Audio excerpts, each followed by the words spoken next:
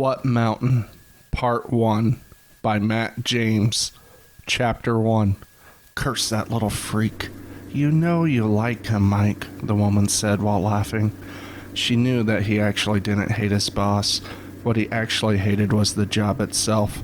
On really bad days, he would just come home and lay on the couch. That's it. No TV. No just waiting for dinner. He would just come home and sit like a zombie. It would sometimes take him hours to relax and smooth out his mind. Mike was a young man in his early 30s, but despite this, he was grossly out of shape and had a thinning hairline. Mike's face softened as he allowed himself to laugh a little. You're right, Rebecca. The best thing to do is just not to think about that place.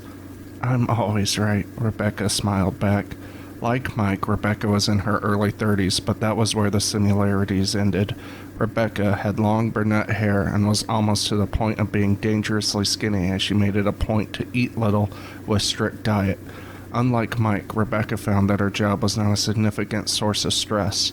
Not that her job was easy or anything of the sort. After all, filing insurance claims came with its own source of worries.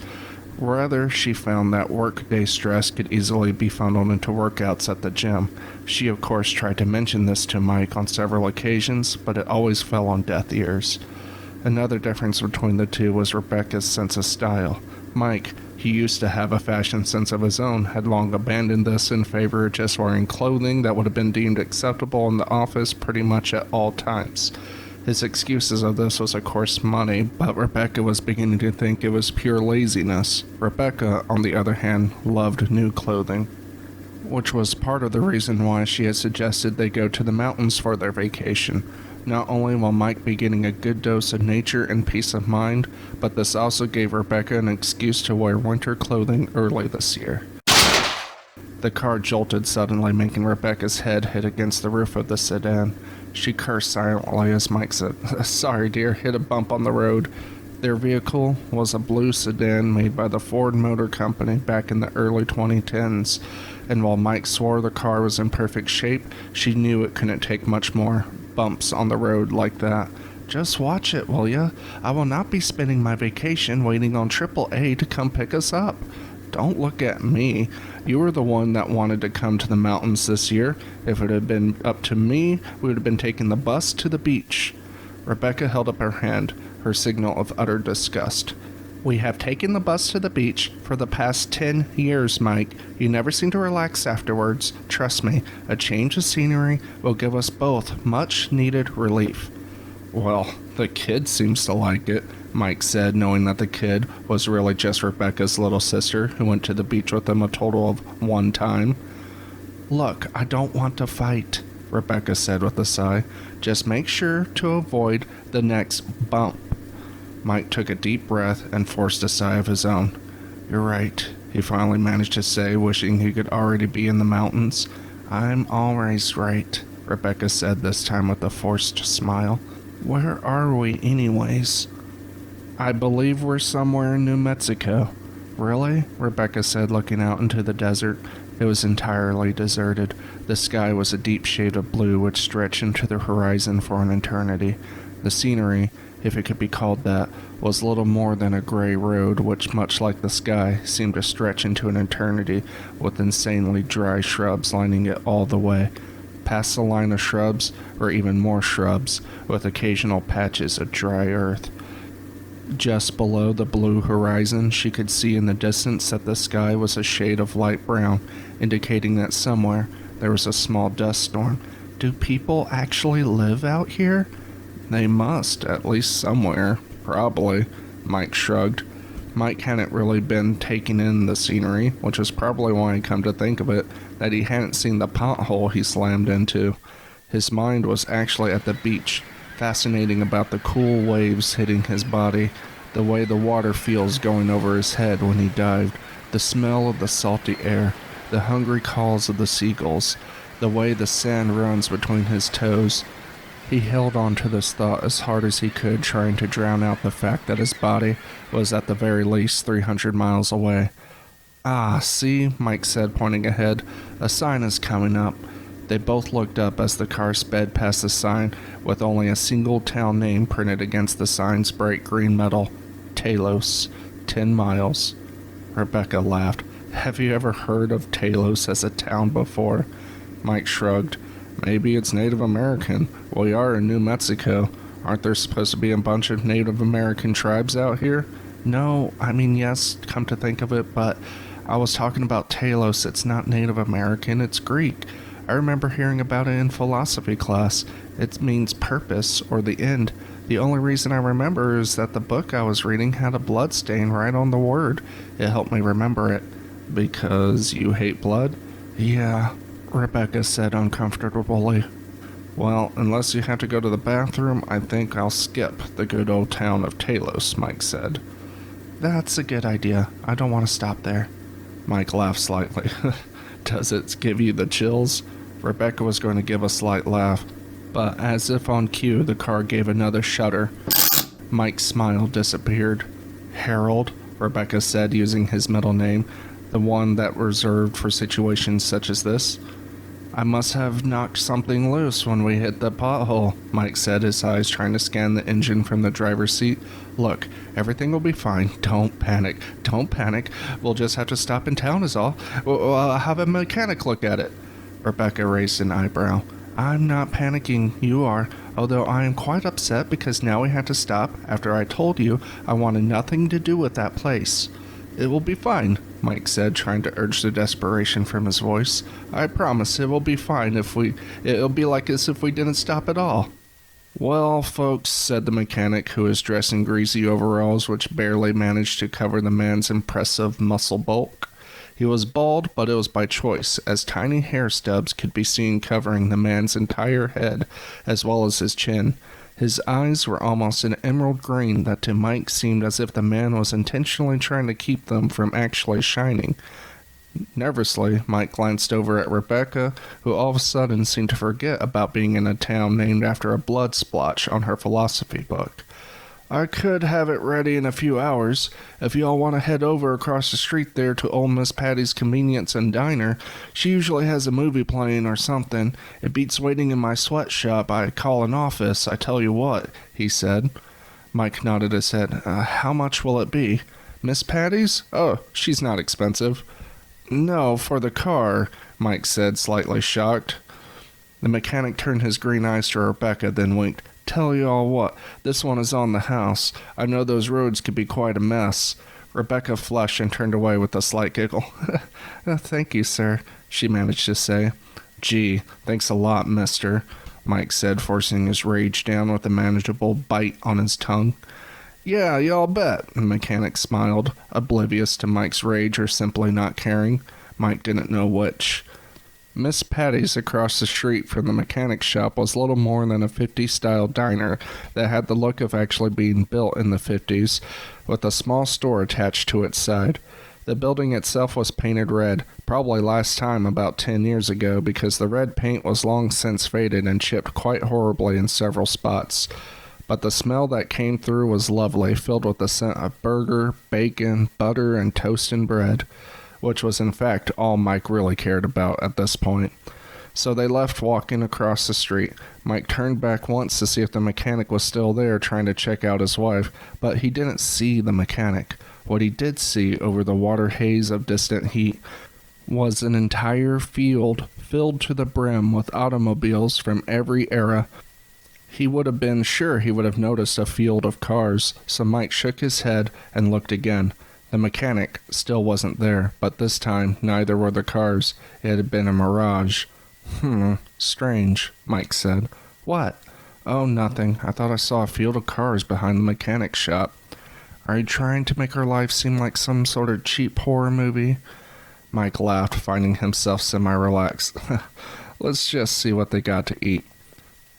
Rebecca found herself instantly on defense once inside. She didn't know what the mechanic had been thinking, but there was nothing old about Miss Patty.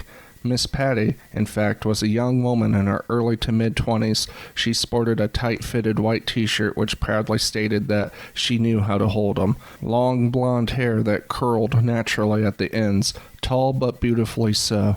Her eyes were a bright, almost ocean-like blue, and like the mechanic, they seemed to be trying to shine. Howdy, y'all, she said with a bright smile. You could take a seat anywhere you like, at the bar or the table. I'll find you wherever you choose. Oh, okay, Mike said brightly. Rebecca nudged him slightly, but nevertheless followed him to the booth by the window. Y'all know what you want? Miss Patty shouted over to him. The restaurant itself was completely deserted and quiet except for a movie playing on the small mounted TV at the end of the bar, so her voice carried over well and clear. We never got the menu, Rebecca said.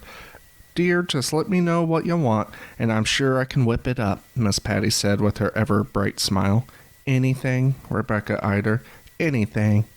Very well. I'll have a crunchy tuna roll, and Mike will have a medium-rare New York strip with creamy mashed potatoes.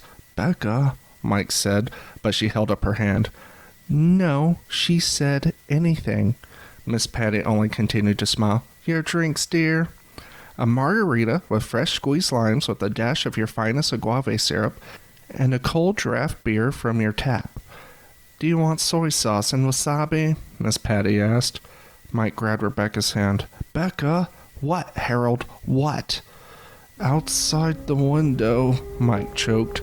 Not only was there a field of cars behind the mechanic shop, but not far beyond was a mountain large enough to rival any of the New Mexican mountains at the largest. Only Rebecca knew for a fact the mountain still lay far, far away. So naturally, she shook her head, believing it to be a painting of some sort, not a window. But when she looked again, she could clearly see the wind breezing across the sky with dried-out bushes being pulled along the way. Then, of course, she could see the city of Talos, which lay just to the south of the mountain. Talos was in fact a city because what else could you call a sprawling metropolis filled with shining towers that reached for the heavens? She guessed it could have easily housed well over 1 million population, which she knew couldn't be possible because the largest city in New Mexico was of course Albuquerque, the place Bugs Bunny always got lost in. Then her mind snapped. As she looked back towards the mountain, and of all things, she could see wild dragons. Yes, dragons, flying out from somewhere deep within the mountain itself. The dragons flew upwards into the sky, which was the only reason Rebecca saw the towers that jetted from the top of the mountain, like claws trying to scratch the edge of space.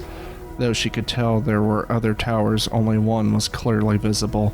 It was a shade of light brown, as if it had been made of sandstone, but it seemed attached to the mountain in such a way that it was actually a part of the mountain itself. The tower was amazingly giant, seemingly at least half the girth of the mountain, and reached just slightly over the mountain peak. Rebecca felt Mike grab her again, only this time he simply pointed down at the table they were sitting at. In front of her, she saw a clean plate simply pop into existence. Then she watched as a crunchy tuna roll right on the plate, along with a side of wasabi and a small bowl of soy sauce. She glanced over at Mike, who was simply staring wide-eyed at his steaming steak. Then Miss Patty was in front of them, holding 2 glasses. One, a light green color with a fresh lime attached to the rim, and the other, a large beer glass covered in frosty ice, filled with a golden ale. Rebecca somehow found her voice, though she had to suppress a sob first. Can we just go if we promise never to come back? Miss Patty, who was still smiling as she set down the drink, said, Don't be silly. Of course you both know by now that you simply can't leave. Now both Rebecca and Mike saw Miss Patty's eyes shining like a cat's in the middle of the night. No, Mike cracked a sob, breaking in his own throat. No, Miss Patty said cheerfully. At least not yet. Rebecca, who hadn't known she was holding her breath, let in a deep choke of air. You mean, she gasped, I'm not going to die? Well, Miss Patty said, wrinkling her nose, that's mostly up to you and your fellow participants. But my, how the time does fly. If I was y'all, I would eat up. Because you two are in for a busy day. Chapter 2. Mike and Rebecca kept looking up at Miss Patty, who was just staring at them from the counter with a smile like a hungry cat. They managed to finish their meal, but it was in silence, and somewhere in the very back of their minds, they both realized that this was the best meal they have ever eaten. But with things as they were, it had been eaten quickly and was rather tasteless. More or less, they were simply eating the food because they were told to eat it. Once they were finished, and after being asked if they wanted more by Miss Patty, they were quickly rushed into a room in the back of the restaurant. Inside looked more like a cross between a break room and an office and a high school classroom. There were a few chairs, some sofas, a table in the middle of the seating area, a fridge, coffee machine, and a microwave. In the back of the room was another exit, but it was blocked by a podium and what struck Mike as a teacher's desk. Behind the desk there was even an old-school green chalkboard. The room, however, wasn't empty. On the far sofa there sat a family of 4, a man, a woman, a boy around 10 years old, and a girl just slightly younger. They all looked about how he felt. On one of the armchairs sat a young woman who looked mildly bored. Next to her on the floor sat a young boy around 12 who sported a gleeful smile, as if he was excited for what was about to happen. Occupying the other sofa sat 3 men and a woman, all dressed in casual suits of different styles, but their name tags and identical red ties suggested they were from the same place. Each sported a steaming cup of coffee in their hands, as if this helped block the fact that their reality had just been shattered. Then there were the bikers, or whom Mike first assumed were bikers. Of these there were 5 men and 3 women. All of them wore heavy black leather coats, military-style pants, and thick metal-plated combat boots. What made Mike nervous about them, however, were that each of them had long machetes attached to their belts, and most had shotguns or pistols strapped on them as well. Their faces were grim, but showed little to no sign of shock. Miss Patty smiled at Mike and Rebecca. "All right, you two get comfy and make friends with everyone else. The coffee is fresh and never ending. Or if you prefer a hot plate of food, just imagine whatever you want and open the microwave. Same goes for the fridge if you prefer something cold. Any questions?" Mike and Rebecca both raised their hands. "Any questions about this room?" Miss Patty corrected herself. Mike and Rebecca both lowered their hands. "Yeah, I got a question," the 12-year-old boy on the floor said. "When are we going to start? I got a life I want to start, you know." The bikers murmured their agreement to this. Miss Patty only shook her head and walked away, closing and locking the door behind her. The elder girl behind the boy slapped him across the back of his head, and he yelped, "Ow!"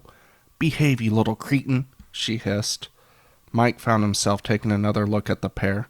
They were obviously related, but more than that, they were both dressed in the same weird clothing. Not that he would have mentioned this out loud, but still, the fact that they both wore light-colored hoodies that at the same time could have qualified as ancient medieval-style tunics said something about where they were from. The rest of their outfits didn't much help matters, as they wore expensive-looking modern boots that put the bikers to shame, shaggy cotton pants, and belts that cross over their chest as well as their midsections. Who would be willing to dress in a crossover fashion of modern and medieval styles? Finally, Mike walked over to the coffee machine to pour himself and Rebecca a cup, and to his surprise, when he took a sip, he found himself relaxing. He hadn't even realized that he had been tense. He must have been zoned out, as Rebecca called it. But didn't he have a right to? After all, an hour ago he had simply been driving down a road, and now he was locked in a magic room filled with strange people, probably preparing to be a sacrifice of some sort. The thought made him tense again, so he forced himself back over to Rebecca, handing her the cup. She took it without a second thought, more of an automatic reaction than anything else. Mike took another sip, and like before, he found himself somewhat relaxed. Glancing over at the business people, he guessed, even though they all had cups of coffee, that none of them had actually taken a sip. Mike nudged the cup to Rebecca, who looked mildly annoyed but took a sip. Her face instantly changed, and she took and squeezed his hand lightly. A moment later, there was a loud thud coming from underneath the desk, and suddenly they all saw a figure rise up behind. It was a slim man who had short black hair that was combed back and gelled in place. His eyes had the same shine as Miss Patty's, only his glowed a soft brown. He wore a slightly worn brown vested suit with a white dress shirt with the sleeves rolled slightly past his elbows. Though he looked about as excited as the girl in the armchair, he had a command about him that forced attention on himself. This despite the fact that he had clearly been asleep behind his desk. "Hello," the man started. I'm Jesse James, your crash course instructor for your trip up the mountain. Are you the real Jesse James? One of the businessmen shouted. Shouldn't you be dead? Jesse huffed, but otherwise ignored the question. I'm here to give you lot basic instructions on how to reach the first tower alive. I thought Jesse was supposed to have blue eyes, the businesswoman said. Enough, Jesse ordered. My blue eyes were taken by the mountain, even though I passed all cursed towers in turn for the deeds of my past. Furthermore, I was assigned here to this room until the mountain believes I have atoned. I will know when this day comes because my eyes will once again be blue. Then they'll have to find some other poor sap for my position, for there must always be an instructor. Now, next person to speak out of turn will answer to this, Jesse said, pulling out his old-time revolver. Mike and Rebecca decided that they didn't want to test to see if it still worked.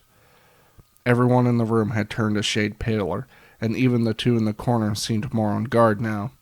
There, that's better. Now then, first rule. You'll have one chance to climb the mountain and reach the top of all 7 towers. Second rule. There is no escape until the end of the second tower, so if you wish to leave, it will not be possible until that point. Third rule. Even if you pass all 7 towers, you'll not be allowed to return to the mountain. Fourth rule is more of a suggestion, really. Once you enter this building, you stepped into essentially what you could call another realm of existence. It's a little more complex than that, but that's the simplest way I can put it. The point is there is no escape once you enter that door if you have not climbed the mountain. So if you decide that no matter what you will not be climbing the mountain, then you'll just have me, Miss Patty, poor unfortunate souls such as yourself, and this building for the rest of your life. So I strongly suggest that you go climbing. Any questions so far? Has anyone actually never climbed the mountain? Some people stay for a while, Jesse admitted, but eventually everyone attempts to climb the mountain. All right, moving on, Jesse said, ignoring the wave of questions that all started at once. Another suggestion is to stay together while climbing the mountain. You will see things that you have only heard whispers of in the human world, and other things of which you know nothing about.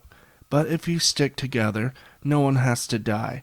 I know some of you are actually from Talos, but this suggestion is for you too, even if you think you know what to expect.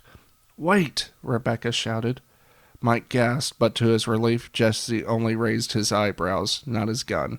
Rebecca continued. What happens if we die up there? There was a loud murmur of agreement to this. Well, Jesse said, almost everyone in Talos has climbed the mountains, and as the rules state, no one may return. So either your loved ones bury you where you fall, or if they don't, it's as simple as that, really. But the odds are if you die, your body will be quickly consumed, so I wouldn't worry about it. You would think the government would have done something about this, said the father of the family. Jesse laughed. The government. That's a good one. Although I must admit that there have been several prominent politicians that have attempted to climb the mountain in the past. What happens then? What happens when we reach the tower? Jesse said. Now that's the question, isn't it? But I'm afraid it's something that I cannot answer because for each of you it will be something different. You can think of the mountain as a sort of spiritual world with direct connections to your inner self. However, whatever you do, don't think for an instant that what you're seeing isn't real. That would be a deadly mistake. Okay, last rule, and this one isn't a suggestion. When you leave the mountain, you will not talk to anyone who hasn't climbed the mountain about the mountain. Blah. Try saying that 3 times in a row. Anyways, there are a few exceptions to this last rule. 1. You can tell your biological children, should you choose to do so. Or 2. You can tell someone or a group about the mountain, but only if you are willing to carry the responsibility of either killing them or getting them to the mountain. I can see that this is the case for some of you, as you lot are already well armed, so I take it someone told you. The bikers all nodded slowly. We heard there was a tower of gold all for the taking. Jesse smiled. Many treasures can be found on the mountain. How are you still alive? Someone else shouted. Jesse rolled his eyes and shot his gun into the ceiling. All at once, everyone stopped talking, and for a moment the only thing that could be heard was the loud, piercing ring.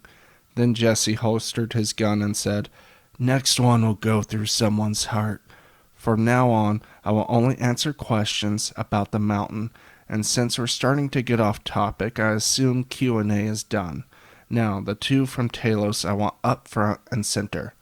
The boy from the corner of the room rushed to the front, dancing eagerly, barely suppressing shouts of glee.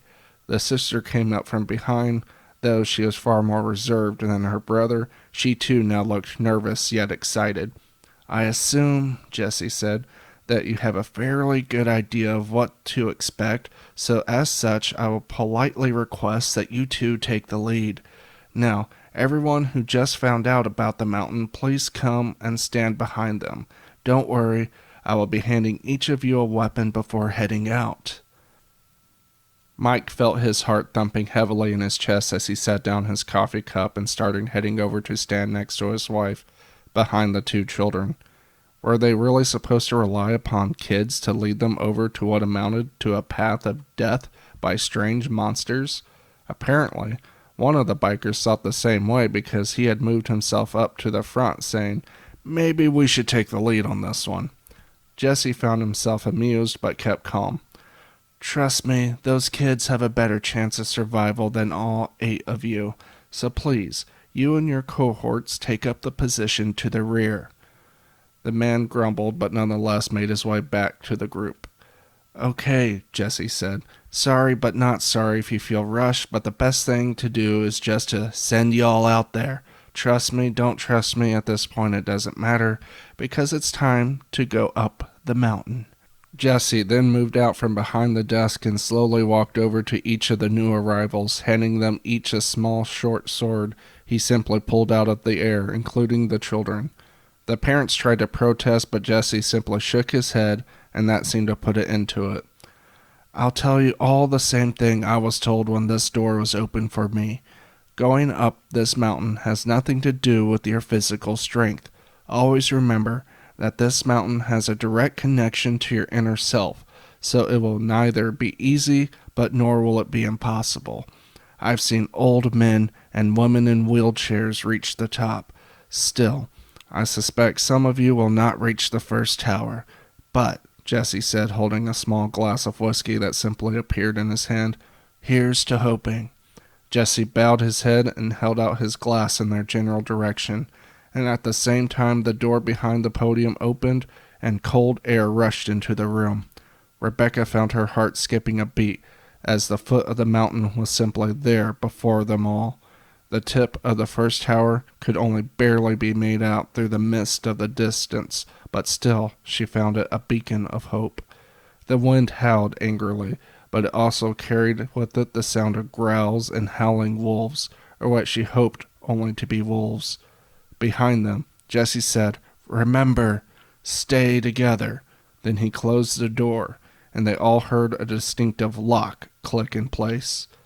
Rebecca hadn't even noticed they were all standing outside till he had closed the door. How did they get here? She felt Mike grab her hand, and she felt in his skin a desperation that she hasn't felt from him in years. I'm scared, he whispered. She squeezed his hand and turned her gaze back up to the shining tip of the tower. Come on, she urged. We can do this. Chapter 3. As it turned out, no one was shot by Jesse James, even though Mike at least thought he wanted to, as he saw a tiny glint of disappointment in Jesse's eyes as he closed the door, cutting them off from the outside world. Rebecca, on the other hand, thought the glint in Jesse's eyes was that of longing, the eyes of a man who wants nothing more, but knew that whatever it was gone forever. This strangely gave her hope. After all, a place cannot be that bad if people actually missed it to the point of being heartbroken. Wasn't that true? As if in answer to her very question, a golden eagle, the size of a small city bus, swooped down with a loud, piercing screech. It glided close enough so that Rebecca could see the sharp talons of its claws and the hungry stare of its eyes. The bird itself was immensely beautiful, and the glare from the sun only made its feathers shine. This made Rebecca realize that the bird wasn't only golden colored, but its feathers, at least, were actually gold. She found herself shocked, her entire being only being able to stare at the flying beast of metal. Apparently, though, that wasn't a problem for the bikers, as she heard all of them start to pull out weapons, and even one managed a pump of a shotgun. When the bird came back from another pass, its attention this time clear, the bikers let loose a swarm of bullets. Rebecca and the others, even the two from Talos, were all forced to cover their ears from the loud, piercing rings that followed. This, however, did little damage to the bird, but it did manage to surprise it enough that it didn't complete the pass. Instead, the bird landed on a nearby rock which jutted out from the earth where it perched, watching them with hungry intent. The boy from Talos jumped up, obviously excited, and ran forward, screaming, Your weapons are useless, and they made my ears hurt. I got this one. Sister, watch him for me, will ya?" "Come back!" the girl shouted, but it was too late. The boy now held a length of rope in his hands and was running full strength ahead to the golden bird. He stopped about halfway to the bird, which now focused its full attention on him. Then the boy started squirming and dancing, stopping only to pat his butt towards the bird's direction. The bird only took a moment to stare at him before it leaped off the rock and dived towards the boy. Rebecca found herself screaming and grabbing hold of anything she could grasp, which turned out to be Mike's arm. The boy, on the other hand, looked ready for this, and as quickly as he had started dancing, he grasped the rope, and as the bird swooped over him, he had managed to hook it while avoiding the bird's talons. In an instant, the boy was screaming with triumph as he lifted off the ground, hanging by the end of the rope. Then, much to the astonishment of the others, the boy managed to climb the rope and swing himself onto the bird's back, and with one final woot, he was flying off into the distance, the bird desperate to rid itself of its passenger. When the bird was out of sight, the girl from Talos screamed in anger, "I'm going to kill that little, stupid crap basket." She only turned once and said, "Good luck." Then she started running up the mountain incline with inhuman speed in the direction of her brother. One of the businessmen nearly dropped to the ground and was muttering incomplete curses, and finally broke out in a run in the opposite direction, but he stopped almost as abruptly as he had started. Then Rebecca saw why as she turned around. There was nothing behind them. Literal nothing. The space that was the back of Miss Patty's restaurant was simply gone, along with the New Mexican desert. Instead, all there was a swirling twilight mist, and though she didn't know how she knew that it was empty, she also knew that if she walked into the empty, she could very well wander it for all of eternity. The man fell to his knees, his hands clutching his head. "This is impossible!" "Hey, dude," the father of the family said, clutching his wife and children. "You're making my children more scared than they already are. That thing just tried to eat me. Eat me! And now the frickin' desert is gone. How is the desert gone? Yet still, here you are, saying that my yelling is what is making your kids scared. Don't look at me," the father said. "We only stopped for gas and food. The joke was on us, too." "Oh, yeah?" the man said, now laughing hysterically. "Well, screw this joke. Screw all of you. Especially you want to be military creeps," the man said, casting a disgusted look towards the bikers. Rebecca suddenly knew what the man was going to do and tried to grab him, but Mike held her back. "No, let him do what he's going to do." The man turned his crazed eyes towards Mike and Rebecca, now his laughing growing audibly louder. "What were you going to say, sweet cheeks? Don't go in? Well, screw it. I think all of you are insane." Then the man lifted his arms to his sides, letting his red tie start flowing freely in the wind, and his name tag bounced off his coat, landing in the soft grass. Then walking backwards, he stepped into the nothing. They all stood there momentarily shocked until they heard a light scream that was quickly carried away by the constant howling wind, which made them all cringe in light panic. Rebecca was the first person to move. She slowly walked over to the man's name tag, and all the while watching the twirling mist, bending slowly down till her hand fumbled the hard plastic. She made her way back without turning away from the mist, till she was with the others. Rebecca turned the name tag over and her face grew pale, and Mike grabbed her to keep from falling. She violently shook but said, "The tag says, 'The mountain is watching. Go forward or suffer.'" The small militia, which Mike still couldn't help but think of as bikers, then started to move with the bald-headed leader of the group saying, "Well, this has been nice and all, but we are doing just that, making our way forward. And since the Toilos Terps all ran off, I would say you're all in for a hell of a time." "Wait," said the woman from the now three-person business group. "You're not staying with us? We need protection." Her associates all started nodding their agreement. "Yeah, boss is right. You can't leave." The bald man laughed. "Protect yourselves. You're given swords, right?" "Think of the children," she said. "I am," the bald man said. "I'm thinking of my children back home who miss their father, and I intend to get back to them with more money than I would have ever dreamed possible. Besides, you think I don't recognize you lot? You don't need protection." Then the bald man looked over to the family and Mike and Rebecca. "If I was y'all, I would stay clear from these freaks. They're not any legitimate business. I'll leave it at that." "And you are," the woman said, dropping the sword and pulling out a silver handgun that was tucked under her coat. Her boys took only a moment to look at each other, then pulled theirs out as well. They weren't as shined as the woman's, but they shot bullets. She hadn't aimed at the bald man yet, so for the moment they only stood there, staring at each other. "I never claimed to be," the bald man said. "I am only a man who heard about gold on top of a mountain. So tell us then, who are you?" The woman eyed the rest of the military group. Each were on edge, ready to fire if the bald man gave the slightest command to do so. Unlike themselves, who just happened upon Talos hoping for a small score robbery at Miss Patty's, they had time to train and prepare. She couldn't help but notice that neither of them had the slightest indication of surprise or wonder, almost as if they knew it was coming. "You were really told about this place, weren't you?" The man smiled. "That didn't answer my question." "Fine. We are members of what you call the Red Tie Gang. But that's not what we call ourselves, of course. But the name stuck because the big boss wanted us to all wear red ties and suits. My name is Mia. Behind me is Dick and Roderick. I am the local boss around these parts. Well, not of this mountain. Yet." "What was the name of your lost man?" Rebecca shouted. Mia rolled her eyes. "His name was obviously, 'The mountain is watching. Go forward or suffer.'" As if they were robots, Dick and Roderick started laughing. Rebecca frowned but said nothing. "That loser," Mia continued, "was a newbie. I haven't even bothered to know his name yet, and it's a good thing because if his mind snapped that easy, then he wasn't red tie material. The douchebag didn't even bother to drop his gun before throwing himself in that hellhole."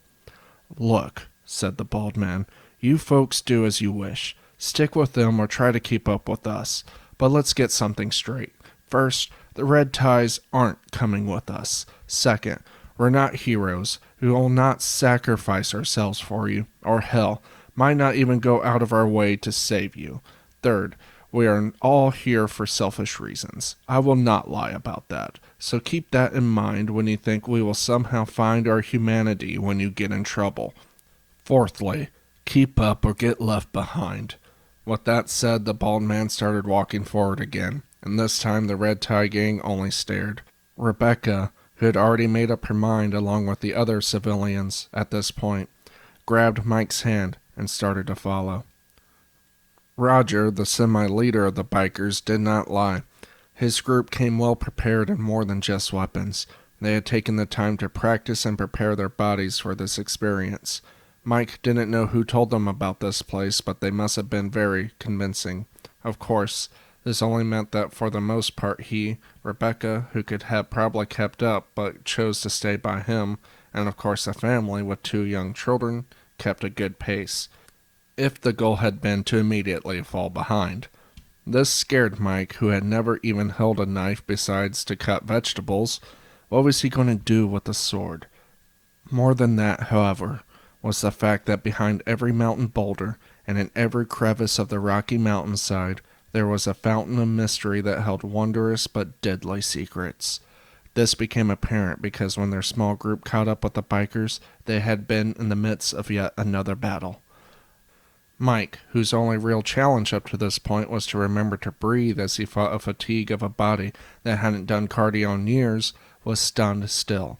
In front of him, they watched as the bikers shot and stabbed their way through a horde of blue flying snakes. These were snakes unlike any Mike had ever seen.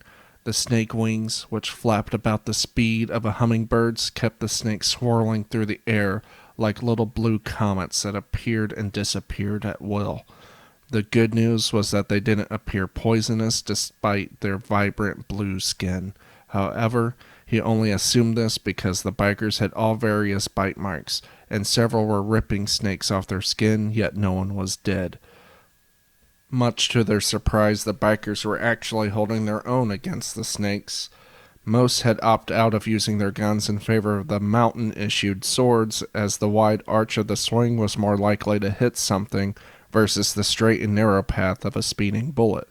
But some did keep their pistols, waiting for snakes to strike before putting a bullet through the creature's head or body. The problem was that the snakes kept coming from some unseen crack of the rocks, and until they found it, they were going to move very slowly and painfully forward. Mike shivered, imagining death by 1,000 tiny bites. Rebecca was far less interested in the fight. What she was interested in was the fact that they were clearly in view, yet the snake's entire attention was on the bikers. So she focused her attention on the surrounding area, finding the best route that would take them past the encounter, hopefully without a single snake bite. The whole reason the bikers had to fight past the snakes in the first place was that the path everyone had simply been following led directly to a set of cliff edges that bordered a deep pit which possibly led to the inside of the mountain itself, and the bikers had decided to continue on the path instead of looking for another way around. Then when the nest was disturbed, it had already been too late to turn around. "Okay, look," Rebecca said. "I think we have a chance to sneak past them without catching the eyes of the snakes. You see that small cliff's edge that they're fighting on? I think we can just go underneath that and press forward, and with any luck, the snakes' attention should still be on them." "Okay," said the mom. "But if we do that, we'll be ahead of them, and then who'll be blocking our path? They may be asses, but so far all we've had to do is walk. And I will do whatever it takes to keep my children safe, even if that means I have to use your skinny ass as a baseball bat." Rebecca was taken aback. She hadn't even known their names, hadn't really had time to know them really, but her scream reminded her that she wasn't the only one whose reality was just shattered. Only, she had one up on the others, years and years of answering calls of people who had just survived perhaps the most terrifying experience possible in the modern world, a car crash. This had somehow prepared her for unsettling situations. Okay, maybe not being plunged on a hill where nightmares take on physical forms, but the basic idea was the same. People's lives are forever changed after an accident, and in Rebecca's mind she rationalized this whole event as nothing more than an accident, which is why Rebecca found herself taking a moment to breathe, then for the first time to really study the family that she and Mike had inherited. The mother was a heavier-set lady in her mid to late 40s with gray streaks now clearly mingled in her thick black hair. She wore blue jeans and a black t-shirt that advertised a red heart symbol with a needle going through it that declared in blue, bold letters that organ donors save lives. The father also wore blue jeans with a t-shirt that said "Yeehaw El Paso, Texas" proudly on its front. However, he seemed well into his 50s and struggling as hard as Mike was. The children, though dressed similarly as their parents, only seemed minorly annoyed, as if they had already accepted the fact that they had to climb a mountain filled with creatures straight out of one of their storybooks. "Look," Rebecca said, If we stay here, we might as well be wearing neon signs that say, "Eat me, I'm the back of the herd." Besides, we can stop and wait for them after we pass the frickin' flying snake nest. Or did you forget that if we mindlessly walk behind them that we are just as good targets as they are, only we have no idea how to fight back? "All right, let's just calm down," said the husband. "Don't tell me to calm down," the woman said. "We need those people in front of us." "And they will be," Rebecca said. "I know that we are all scared here, but either way you look at it, we need to get past those snakes, and the best way to do that is to sneak past them while they are busy. Then once on the other side, we can wait for them to finally break past the snakes." Guys," Mike said. They didn't hear him, so he said, "People!" They all turned to stare at him, their eyes semi-glazed over as if he was a minor inconvenience, like a pop-up ad on a news site. "It seems to me that the bikers are almost done up there, so now might be the best time to go ahead and sneak past, if that is what we're going to do. Oh, and, well, I think the snakes might be heading our way now." The others turned their attention back up to the battle, and sure enough, the bikers had now made it past halfway the narrow mountain path. More snakes, however, were behind the bikers now, and much to everyone's disapproval, some were starting to drift in their direction. There was little talking after this. Instead, everyone followed behind Rebecca, who took the lead on the path that skirted below the bikers. This put them much closer to the cliff's edge, and Mike felt his head start to swim as he imagined himself falling down the cliff into the darkness of the pit. What creatures were in there, or was it just tiny jagged rocks that could cut flesh like butter? He shivered and refocused his attention back to following Rebecca, making his way inch by inch. After a few minutes, he felt that he had a handle on himself, and he looked back to check the progress of the children. Kids and heights had always made him nervous. He remembered once taking a tour of a cavern, and in front of him and Rebecca, a family with a kid kept letting their kid push her weight on the rails, and each time he heard the creak of the metal and he shivered. The children, though, much to his surprise, were keeping their backs to the edge of the cliff, holding each other's hands, inching forward with an air of caution about them. That's when Mike noticed a small patch of dirt fall on the boy's shirt. It wasn't much, but it made Mike look up. He couldn't see anything above them, but he would have figured that if the battle was going on above, more than just dust would be falling over. It took a while, but the group did manage to make their way to the other side, ahead of the bikers. Mike didn't wait for the group to start arguing again. Instead, he made his way back on the trail that the bikers would eventually emerge. He had one idea, and only one, but if it worked, then they would make it all the way to the tower with little effort on their part. As he walked, ignoring the half-measured calls of the others, his only saving grace was the fact that at least this time he wasn't dangling his body over a cliff. As he got closer to the bikers, he could hear that the battle was still going on. And there, Mike stopped cold. He could see now that the bikers were stopped, the snakes now a cloud over them. But right there, he saw the small hole the snakes were crawling out from. Mike found this funny. The hole was so small that if it didn't have a leak of blue snakes, it would have never been noticed. "Howard," came the sharp tone of Rebecca. Mike turned to look at his wife with a new face he hadn't seen in years. True worry. "I have to do this. We don't owe them anything," Rebecca said with a touch of steel in her voice. "No, but if I do this, then they'll owe us," Mike said, walking forward again. His words sounded strong, but the truth was he didn't feel strong. The truth was that ever since Mike saw the golden bird that thought he was a fruit snack, he had completely been on autopilot, letting Rebecca guide him. It took dangling off a cliff edge to wake him up from his stupor. Now that he had some cognitive function in his mind, he came to realize one thing. He was dead. But, just maybe, he could gamble his life and give Rebecca a chance. Then the first snake bite happened, and he lost any rational thinking. The first blue snake Mike hadn't even realized was there. It came from right above him and sunk its fangs into his arm. The pain was unreal. It felt as if the snake had spit fire into his arm. He let loose a scream, but he had barely heard it. His body automatically replied by ripping the snake out, but the damage had been done.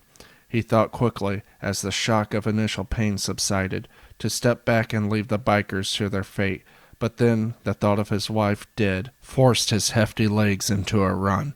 His eyes looked frantically till they saw the hole, and just as he saw it, the snakes at once attacked.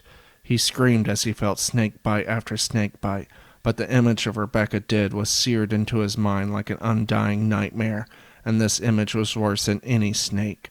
Mike at last reached the hole, and with what strength he had, picked up a small boulder and plunged the hole.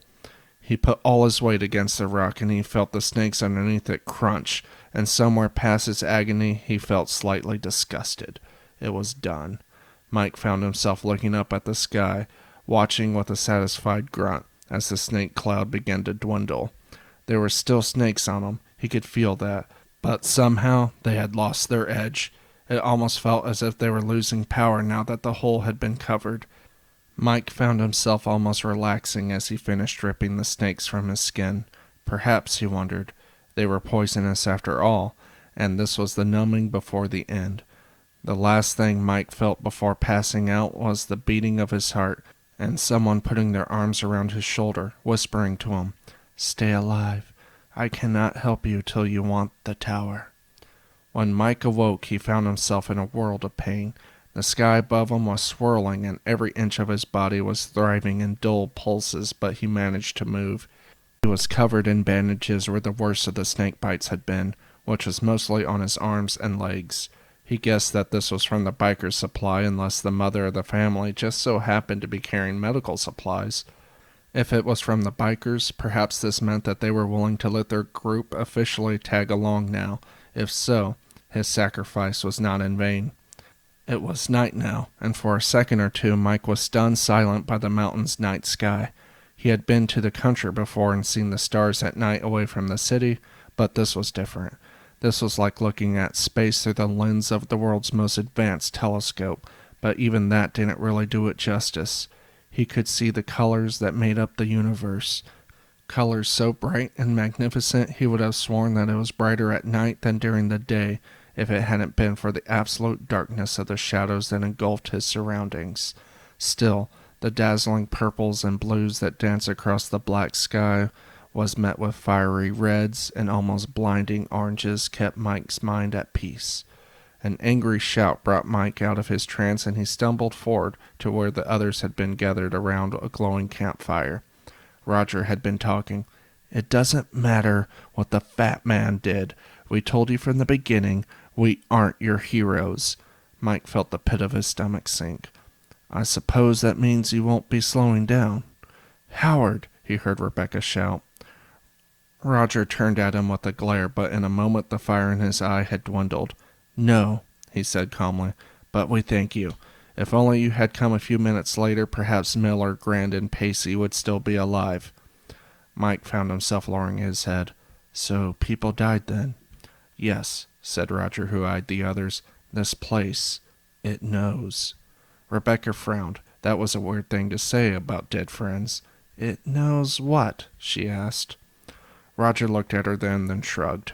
"Sure, why not? I'll tell you. Secrecy isn't important anymore anyways with them dead. Several years ago, I was approached by an old man in a bar, or who I thought was an old man. I wasn't in my right head. My daughter had died about a year before this, and my life and career in the Navy wasn't going so well. All I could think about was her. To this day, all I see is her face. Anyways, this old man takes a seat next to me and I tell him to F off. Only before I can, I see his face turn from old to young, and he has the same glowing eyes that the others had, you know. He smiles at me and says he knows what I want, and that there is a place where I can buy it. Long story short, I didn't believe him. Like I said, my mind wasn't in the right place, and I knew it. I could have imagined that change in his appearance. The old, now young man only laughed and gave me a small glowing stone and said to break it when I changed my mind. Well, a few months went by and I still had the glowing stone, but it had me curious, you know. It was a freaking glowing stone. So I broke off a piece and sent it in for testing using connections through my position at the Navy. Later the same day, the man shows up again and asks if I was ready to listen, and I said yeah. Well, that time I believed him, and he gave me proof to show others. It wasn't long after that I managed to convince some of my buddies, that's these guys and gals, the others all waved their hands nonchalantly, to come along with me. Unfortunately, there's always an unfortunately in my life. The piece of stone I sent off to get tested, I guess came back as a substance never before seen or some shit. Of course they didn't tell me this. Instead, the government had bugged my house, work, and cell phone, and it wasn't long before I got a knock at the door. But instead of shutting me down, Uncle Sam wanted in. They sent us 3 doorknobs as tag-alongs. We didn't complain much. At that point, anyone was invited as long as they brought their own gear. So, Rebecca said, the government does know about this place? Highly unlikely, Roger said, now bending down, unrolling a sleeping bag from his sack. Like I said, the mountain knew that those 3 were not here on their own desire or, in your case, misfortune. My guess is that when they don't return, it'll be filed away and the whole thing forgotten about. It could have just been a coincidence, said the father of the family. Roger snorted. What's your name? Jack Flynn, he answered. Right. Well, Jack, what if I told you that we 5 just managed to survive because the snakes took a keen interest in only those 3? Sure, yeah, we were bitten and scratched, but not like they were. In fact, after they were dead, there was a change in their attitude, which is what allowed your fat friend to come and plug the hole. Mike almost said something, but stopped. He wasn't entirely unsure that Roger still wouldn't just shoot him. But he did think back, and he remembered the voice. We must want to reach the tower, he said. What? All the others said at once. We must want to reach the tower, he repeated. When I fell after the whole snake thing, a voice neither masculine or feminine, that I have never heard or dreamed of before, told me not to die and that it couldn't help me until I wanted to reach the tower. I think that's our instructions. That's how we live. We must want to reach the tower. At this, the 2 children laughed and clapped, and all the heads turned towards them. We've known that the whole time, the boy said. Yeah, said the girl, but the mountain said it was a secret. Roger laughed. Well, that proves it, doesn't it? But the truth be told, I would have figured that was obvious. The children's parents, Mr. and Mrs. Flynn, Rebecca assumed, looked bewildered. What? They said. You're keeping secrets from us? Rebecca turned her attention back to Roger, ignoring the family's squabble. You said the man gave you proof. What was it? Oh, just something that was very convincing is all. He just gave me a tool to tell others. Think he realized I was more of a team player. Rebecca raised an eyebrow. You're not being very sporty with us. Roger shrugged as he finished laying out his sleeping bag. Your lot wasn't a part of my team. Besides, can't afford to let anyone get in my way. Now, are you done playing 20 questions? I have watch in a few hours and would like some sleep while I can get it. Rebecca turned away, grabbing Mike's hand and taking him to the other side of the campsite. They both lay down in grass, doing their best to get as comfortable as they could, but both knew that this was going to be a hard night, especially since Mike still had injuries to nurse. I can't believe I did that, Mike said at last. Rebecca snorted. I can. Really? Well, yeah. You just got it in your thick head that I need the military people, and you thought if you sacrificed yourself, they would have to let me tag along. Well, I tell you and that fat lady, Mrs. Flynn, that I don't need anyone. So tomorrow, what are you not going to do? Be a hero? Mike said blandly. You sacrificed your dreams for me, Mike. Abandoned your aspirations to chase money at a desk that is slowly killing you because you thought I needed money. I never wanted that. Maybe I liked the idea of you being a hopeless dream chaser and me behind the desk. So I ask you again tomorrow, what are you not going to do? Mike stopped a sob. I will not be a sacrifice. Rebecca squeezed his hand in and could see a small smile on her face through the darkness. Be free, Mike. Only then can we both focus on reaching the tower. You know, speaking of dreams, if this whole damn thing is in our heads, I blame you, Mike said. Rebecca laughed truly, and then the oddest thing happened. They both fell asleep in the soft grass. Chapter 4. Rebecca woke to the sound of a low growl. She opened her eyes slightly and she quickly scanned the campsite. Then she took in a sharp breath as the shadow of a wolf came into view. Not just any wolf, though. This wolf was made of shadow. Somewhere in the back of her mind, the creature reminded her of Peter Pan, the part where he had lost his shadow. That's what this creature was, a shadow of a large wolf. Only, as Rebecca gazed at it, the shadow still had its teeth. It was teeth attached to a vague shadow of a wolf that kept focusing, almost melting, in and out of existence. It took even longer for her to realize that the shadow wolf was eating the dead coals from the fire. Still, she remained silent, as she wouldn't doubt that the wolf wouldn't mind fresh meat. Unfortunately, Mr. and Mrs. Flynn had other ideas.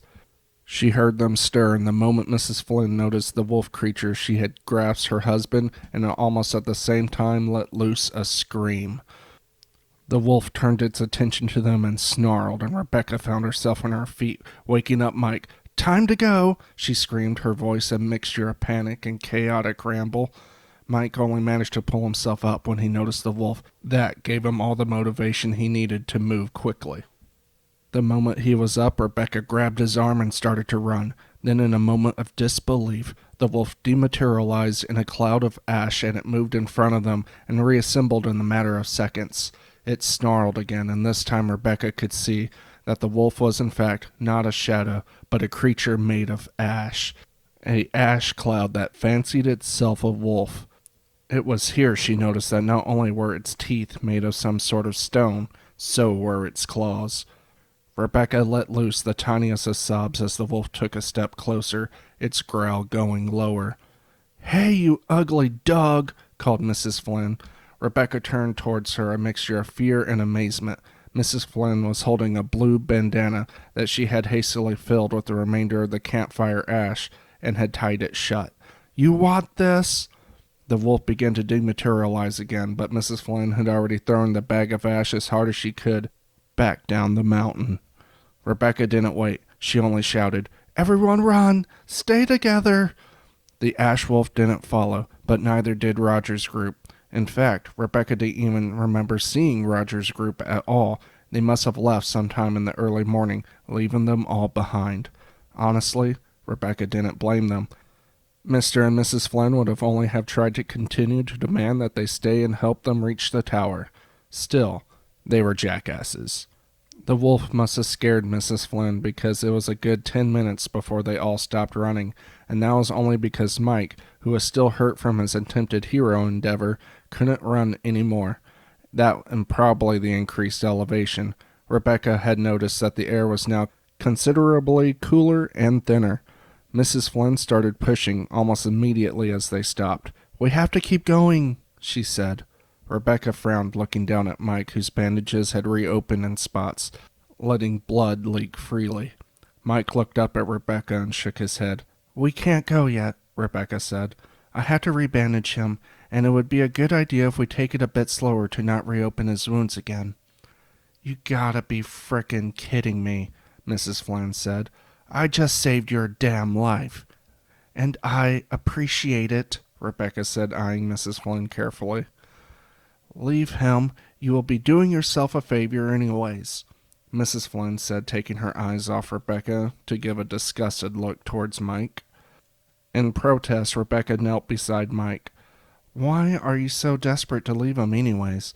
I don't think that the wolf will be following us. It probably only eats ash and only attacked me because it saw a threat. I don't care about no damn ugly ash wolf. If we fell behind, and if we push, we just might catch up with them. Rebecca laughed. You want to catch up with those disgraceful excuses for human beings? Even if you did catch up, do you expect them to help you? They didn't even bother to wake you up to let you know they were going. It wouldn't even surprise me if they were extra quiet just to sneak away from us. Mom, said the daughter, who was still rubbing sleep from her eyes despite the morning run, me and Cage think we should stay with them. Tara, did I ask what you and your brother think? Shut up and let Mother speak. Honey, shut up, Jack. I didn't ask for your stupid opinion either. Mrs. Flynn, Mike tried to say. Excuse me? Did you just assume that we were married? My name is Amanda Chimes. But we are married, said Jack. They didn't know that, said Amanda. Look, Jack said to Rebecca, I know Amanda is animated, but she is right. We need to move, and either you come with us or you stay here, and, well... Rebecca turned her head for a moment, and for the first time since she was a child of around 10 years old, she stuck her tongue out. Really? Mike said, laughing despite the tension in the air. I have never seen you do that before. Never had a reason to till now, she said with her head still turned away. It's not us that need to look, Mike said. It's you two. We told you what you need in order to survive this place, and it isn't following the bikers. Nuh-uh, said Amanda, throwing up her hand. I refuse to believe this mythical bull crap. We live in a logical world with logical solutions, and just so you know, this whole place can still be explained. How? Rebecca said, her eyes scowled. Duh, we are obviously someone's idea of a cruel joke or experiment, an evil Disney or something. This whole place is probably underground in a controlled environment. I've read about such places. Some billionaire is probably watching us right now, judging our reactions. She took a mean look at Mike. Seeing how gullible we are, my bet is that the room we are all in is some sort of elevator that's so delicate we couldn't even feel it. Oh, yeah, Mike said. How do you explain the magic food just popping into existence? Amanda didn't say anything, because they both knew that none of this was fake. Perhaps it was possible with an unlimited budget to fake something of this magnitude, but some things just can't be faked. First, there was no way that food could just materialize. Even in Star Trek there are rules to this. Secondly, what use would an ultra-billionaire have in kidnapping them for an experiment? But mostly it was the combination of everything that convinced Mike. The materializing food, the way the coffee had made him feel, the glowing eyes of the host, the twirling mist of nothing, the night mountain sky, the kids from Talos, the monsters. All of it pointed to an unavoidable conclusion that this place was real, very real, and that was without the constant coaxing from the mountain itself. Mike doubted that he would ever forget that voice or the fact that the gang member's badge had changed to form those words. Mike also saw this revelation in Amanda's eyes as well, but he also saw that she mustn't accept this answer. Rebecca must have saw this too, because she only shook her head. I think we have to let go to the world we knew before, at least for the time being. Amanda started shaking her head. Y'all are nuts. Nuts. We're leaving. Enjoy being here alone. Mom, the boy, Cage said, we should stay. I said we are leaving, Amanda screamed in Cage's face. Rebecca's stomach cringed, but she said nothing. The children, unlike their parents, understood the instructions the mountain had given them. Rebecca could only hope that this extra layer of protection provided to the children would also give the parents some, but she also knew that this was wishful thinking. It was around midday before Mike was able to get back on his feet. Rebecca had spent the morning watching the strangest colored birds dance across the sky. They were strange because they weren't strange at all. Not really. She saw doves, pigeons, crows, all the matters of different birds she recognized, and the only strange thing was the color. They kept changing, as if they were confused on what color they should be. She watched with fascination as one bird with a rather large beak changed from orange to blue, then to a vibrant red, then once again to a shined off color green. But at long last she knew they had to go before something besides birds decided to show up. They both understood that the mountain, as long as they kept the tower in mind, would help them along the path, but that didn't change the fact that the air was getting thinner, the road increasingly rockier, and that wild animals will get hungry. The upside, though, was that Mike seemed to be handling his injuries better and was able to keep a brisk walk, and for what it was worth, they still had the swords. Not that any of them could use it, Rebecca thought. Then, as if they didn't have enough problems, Rebecca's stomach growled and a wave of hunger hit her. She had watched plenty of survival TV during her running sessions at the gym, and she knew that, though she was hungry, that the far bigger problem would be finding a water source. Normally, a water source would have to be cleaned of contaminants or you would risk all sorts of nasty surprises. But she had the distinct feeling that wouldn't be a problem here. The only problem would be finding it. It wasn't long after these thoughts that they came upon the first signs of mountain snow. Rebecca only took the briefest second to wonder if they really had traveled high enough to reach snow before she told Mike to stop. "What is it?" he gasped. "Aren't you hungry?" "Well, yeah," said Mike. "I don't suppose the bikers gave you any of their food before taking off." "Not that lucky," Rebecca said with a light laugh. "But we need water, too, and here's some snow we can munch. It'll be better than nothing. Might even keep us alive long enough to reach this tower I hear exists somewhere." Mike said. "Should we be eating that?" "My guess is that it is fine," Rebecca said. So Mike sat down again reluctantly at first, and then took a handful of the white snow, which lay glistening on top of a protruding rock, and put it in his mouth. "Remember," Rebecca said, "don't swallow. Let it melt in your mouth." "Where did you hear that at?" Mike said, finishing his first bite of snow. "TV," Rebecca admitted. "Well, I hate to admit it, but this snow is about the most wonderful thing I think I've ever tasted." "What?" Rebecca laughed, believing Mike was just messing with her as she reached for her own. The moment she took a taste, she believed him. It was like tasting pureness. Her mind scrambled to form pictures of a spring filled with mermaids and a waterfall filtered by diamonds lying on a yellow bed of golden sand dust. Anything but snow on a rock. "Wow," she said. Mike then did a peculiar thing.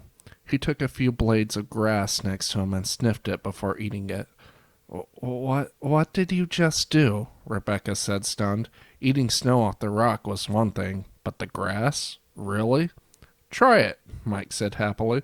"Only imagine what it is you want it to be." "Screw it," Rebecca said, taking her own handful of grass.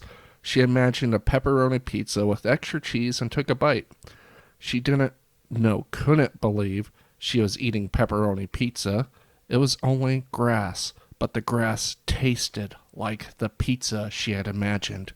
She quickly changed her mind and imagined fried chicken, and suddenly the taste was fried chicken. It was a good long minute before she said, "How did you know it would do that?" "I didn't, not really," said Mike in between bites of snow and grass. "But I guessed it might. This place has a constant feel and theme to it. Belief. Think about it. We must want the tower in order to reach the tower. You believed the snow would be healthy for us, and we got the purest form of water I have ever tasted. So I wanted food, and imagined the grass would be just that. It was a guess, I know, but..." Mike was interrupted by the longest kiss Rebecca had ever given him, and soon they were lost to each other. It was late afternoon before the screams woke them back to reality. Mike scrambled to his feet, frantically looking around before he realized that no one but Rebecca was around. "What the hell?" Mike started to say before another scream pierced the night air. Then he realized that the scream was actually far away, the noise just being carried by the thin mountain air and the echo of the rocks. Rebecca said, "Let's go. We can see what's going on if we run." "What?" Mike said unbelievingly. "There's no way I can. Besides, those voices are miles away." Mike, Rebecca said with the essence of calm about her, when I said the snow was healthy, I meant it. Your body should be fine, and those voices aren't as far away as you think. Mike found that she was right, and soon they were running towards the sound of the screams in the distance. What about all that stuff about not being a sacrifice? Mike said the moment he ran out of breath. We will only help if we can, Rebecca said with in-between breaths. I have a feeling about the monsters of this place, as if the mountain isn't fully in control of them. But they killed those government people on demand. Yeah, they did. But if I had to guess, they had no orders to attack the others, only the government agents. Yet everyone, including you, have the scars to prove an attack. So tell me again why we're running towards the sound of the screams? Mike, can you really let those children fend for themselves?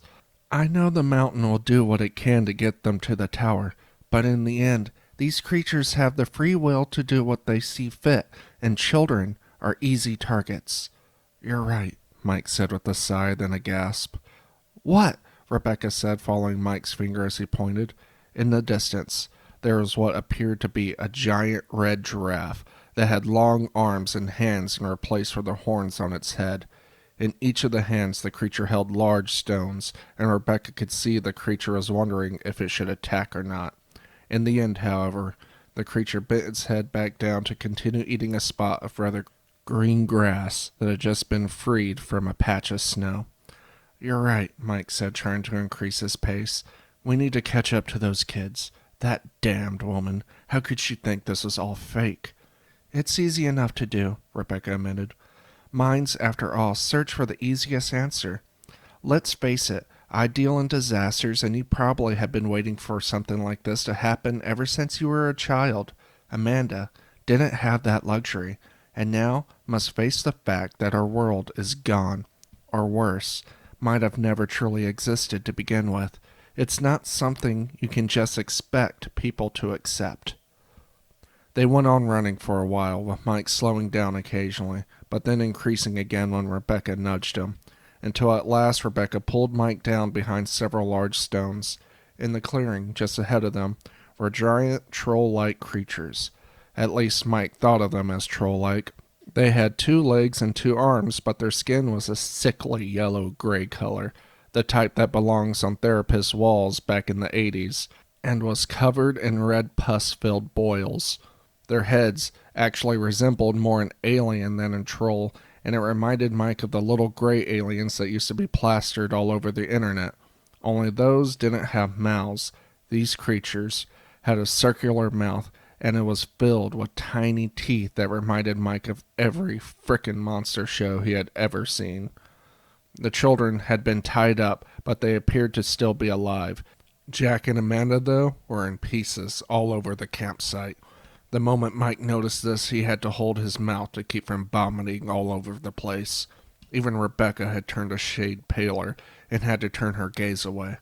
Rebecca, after regaining some composure, took another glance and turned yet another sickly color. What is it? Mike said with his desperate eyes. When she turned her head back towards him, her eyes told him what he needed to know. The monsters knew they were here. Mike took another glance and saw the monsters smelling the air, their alien heads lifted high. The campfire the monsters had lit was large. Smoke filled the air along with the smell of burnt flesh. Yet the monsters could still smell them. Then Mike noticed several ash wolves fighting over coals, and he watched as they too stopped to start sniffing at the air. Only they immediately turned to where he and Rebecca were hiding after only a few seconds. Mike had time to look at Rebecca and say, "It's about to get real," before the boulder they had been hiding behind was lifted and tossed casually aside. Mike and Rebecca both looked up at the creatures, one of whom was scratching its stomach lazily. As if by instinct, they both looked down at the swords they carried, and Mike even managed a feeble laugh. Up to this point, even the blasted flying snakes and the ash wolf, the whole trip could still have easily been a fondly remembered vacation. Sure, it had been reality-shattering, but they could still pick up their lives when they returned after reaching the tower. Had the mountain been shocking? Yes, of course it was. But up to this point, it hadn't really been life-changing. Now, staring up at death, Mike couldn't be sure he would ever be the same again. If he lived, that was. It happened fast. As Rebecca saw the giant arm reach down to pick up Mike, a silver flash sliced through the troll's arm. A second later, hot green blood oozed out of a stump. The arm itself landed uselessly on the ground. Rebecca forced her eyes to move down to where the silver flash landed, and there stood the boy from Talos. The troll, which forced Rebecca to cover her ears, screeched in pain, and she swore she felt the ground shake.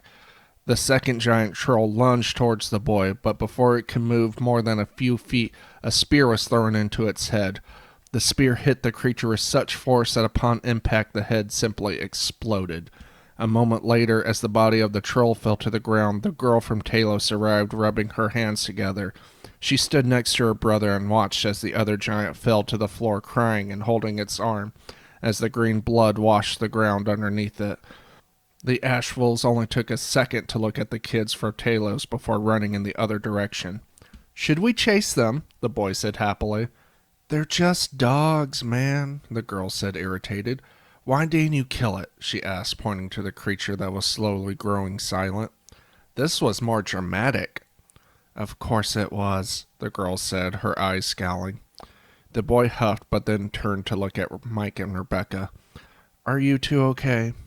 In response, Mike fell flat on his back, all the color in his face drained. Rebecca managed a slight nod and pointed a shaking finger towards the children that still lay tied to the ground. "All right, so listen up," said the girl as the boy ran to untie the others. "My name is Emma of Talos, and that guy over there is Ulse of Talos. We actually already made it to the tower, but it sent us back for you lot." "The tower sent you back?" "Or the mountain, whatever you call it. But yes it did. I was actually warned this could happen, that sometimes the mountain chooses its favorites. That doesn't mean you can't die or anything. But I was also told whenever the mountain asks for a favor, it always proves best to answer the call. Wanted to say that in case you think we like you or something stupid like that." "You don't like me?" Rebecca said stupidly. "Don't really know you now, do I?" Emma smiled. "Good point," Rebecca said. "We might have a problem," Ulse said, the children mindlessly following. "What's that?" Emma asked. "Well, the children are in a state of shock. I think we were too late saving the parents. Maybe if I hadn't taken the time chasing that giant man-eating rhino with the marble skin." "Ya think?" Emma said, pointing him on the head rather hard. Mike forced himself to look at the kids. They both held dull eyes, a look of both depression and shocked disbelief glued to both their faces. Mike found himself at a loss of words. Death had never been a strong suit for him. He remembered feeling like a stranger at his own parents' funeral, and compensated by never talking about it again. What could he say to them? He didn't think there was anything he could say. Rebecca only shook her head and said, "We will have to take them with us. We will help them, but here isn't the place to do it. You two, you've been to the tower. Is there a place where we could find help for them?" The two kids from Talos took a glance at each other and back to Rebecca. "We didn't actually get inside. You see, there was this strange man guarding it, or was it a lady? Anyways, she didn't let us inside, asked if instead we wouldn't mind backtracking to come and find you. He also said he'd move if we asked, but said she'd most appreciate it if we did. So here we are. I didn't really see any place like what you're asking for, though." "Well," said Ulse, "we could be there by sundown if we hurry." "Hey, guy," Mike said, frustrated. "Take it easy. These kids just lost their parents. Don't you have any sympathy?" Ulse stopped and generally seemed to regard the question. "I don't really get it, no. I know my parents, of course, but they seem far away. Almost as if I'm not a person till I complete the towers. It's the same story with most of the kids from Talos. That's why me and Emma are always together." "So you're not related, then?" Rebecca asked with a raised eyebrow, taking the younger girl, who started to sob in her arms. "No, they both said at once. Look, we will try to be sensitive, Emma said, but Ulsa's right. We were given a job to get you four to the tower, and that's what we're going to do. This really isn't fair, though, Ulsa said. The tower guy let those military people in without any extra. So, they made it, Mike said in barely a whisper. Yeah, and you can too if we go right now. If we go fast enough, we might even avoid any random monster encounters. From somewhere behind they heard a low growl. What? Are we interrupting? They all turned to see a three-headed white dragon that was looking down at them smiling, or what passed for a three-headed dragon smile. The dragon's white scales had a red splotch on the neck of each head, and at first Mike thought this might have been a weak point of some sort, but this was simply a change of color. Mike wasn't sure why, but this was funny, almost as if the dragon's head were wearing a red tie. No, Mike said, dumbfounded. No! Rebecca, seeing Mike's reaction for what it was, shocked recognition, and not necessarily fear, screamed, What is it, Howard? I think that dragon is the Red Tie Gang. What? Rebecca screamed, taking a closer look at the creature. The dragon seemed to smile again. This is way more fun than being a human, even if I do have to share a body with these idiots, the dragon said with a voice that sounded more like a running car trying to say hello. Hey, boss, that wasn't very nice, said one of the other heads. Shut up, dweeb, hissed the middle head. But, Mike said, if you turned into a dragon, then all those other monsters were probably human at some point, said Ulsa, finishing the sentence. Mike took a glance at the other troll, now probably dead, and threw up again. Ugh, the middle dragon, which Mike guessed must be Mia. You two can fight over that fat one. Goes in the same stomach, said another one of the heads. I said shut up. How? Mike said, now starting to take a step back, realizing the danger he was in.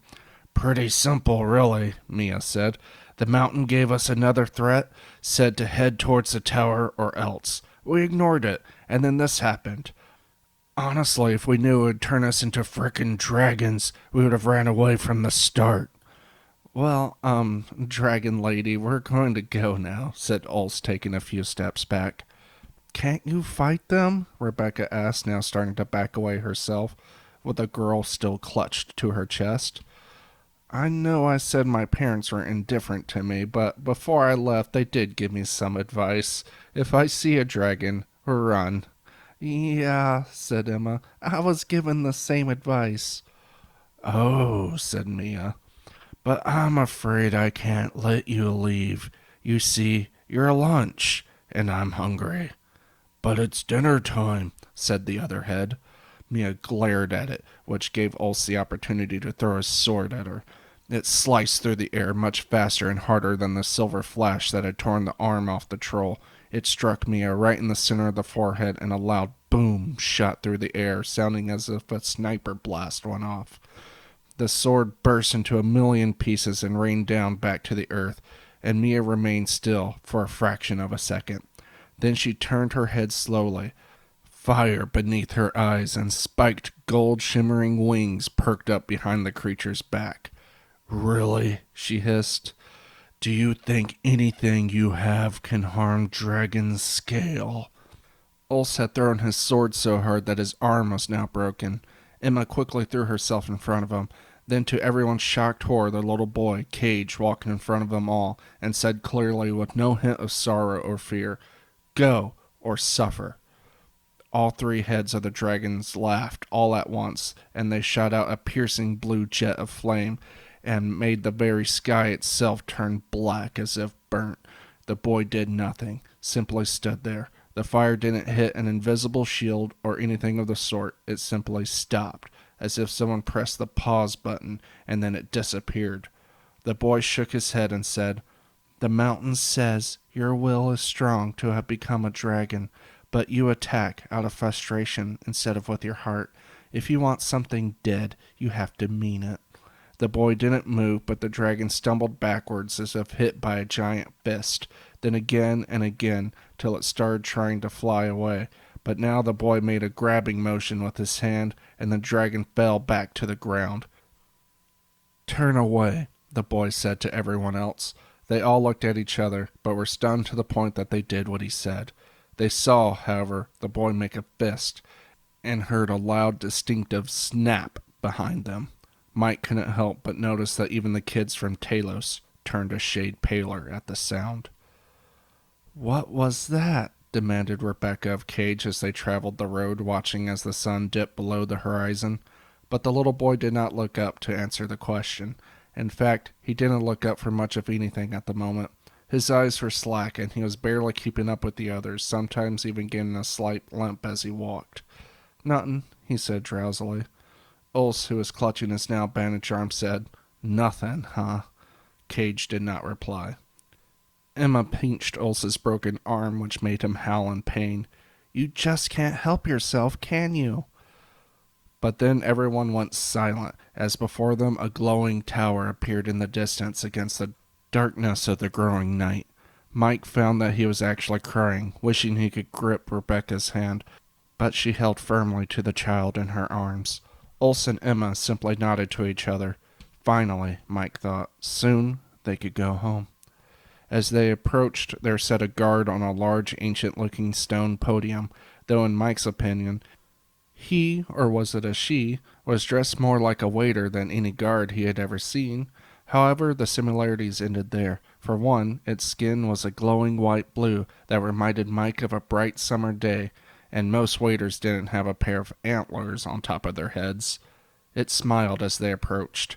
"Welcome, and congratulations on completing your applications.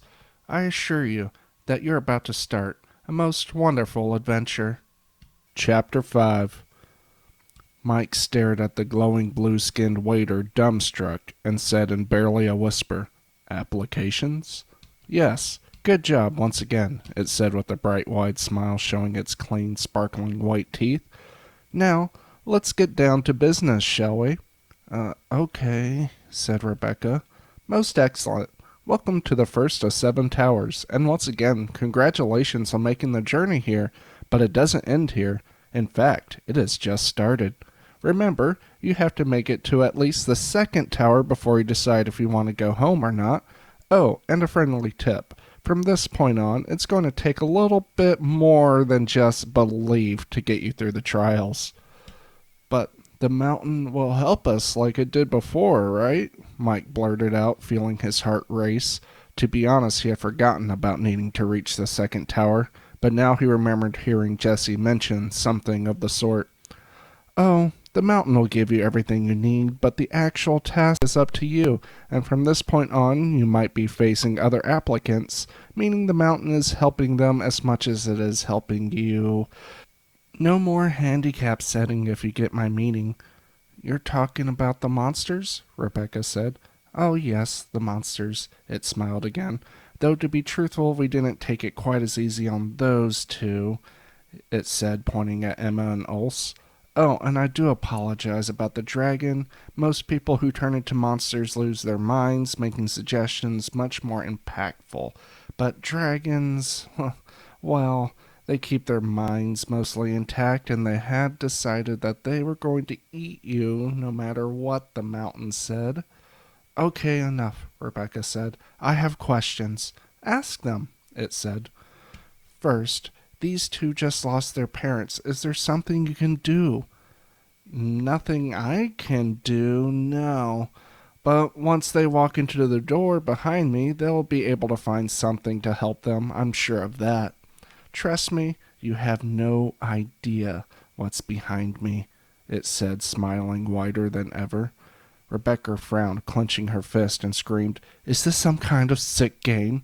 The creature only continued to smile back at her and said, "Get mad, yell. I don't mind. My job is the same. You're plucked from existence. Nobody around but you and me," it laughed.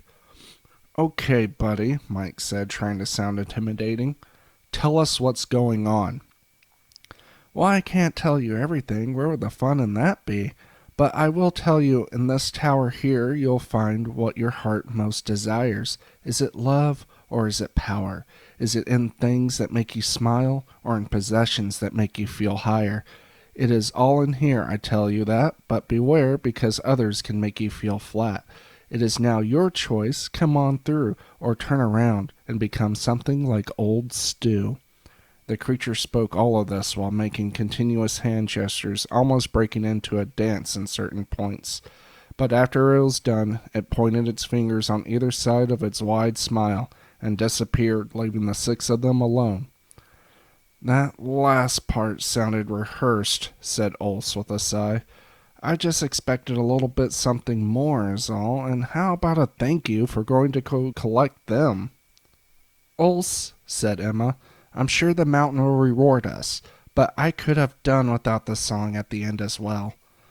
Well, Ulse said, turning to the others, this is goodbye, I think.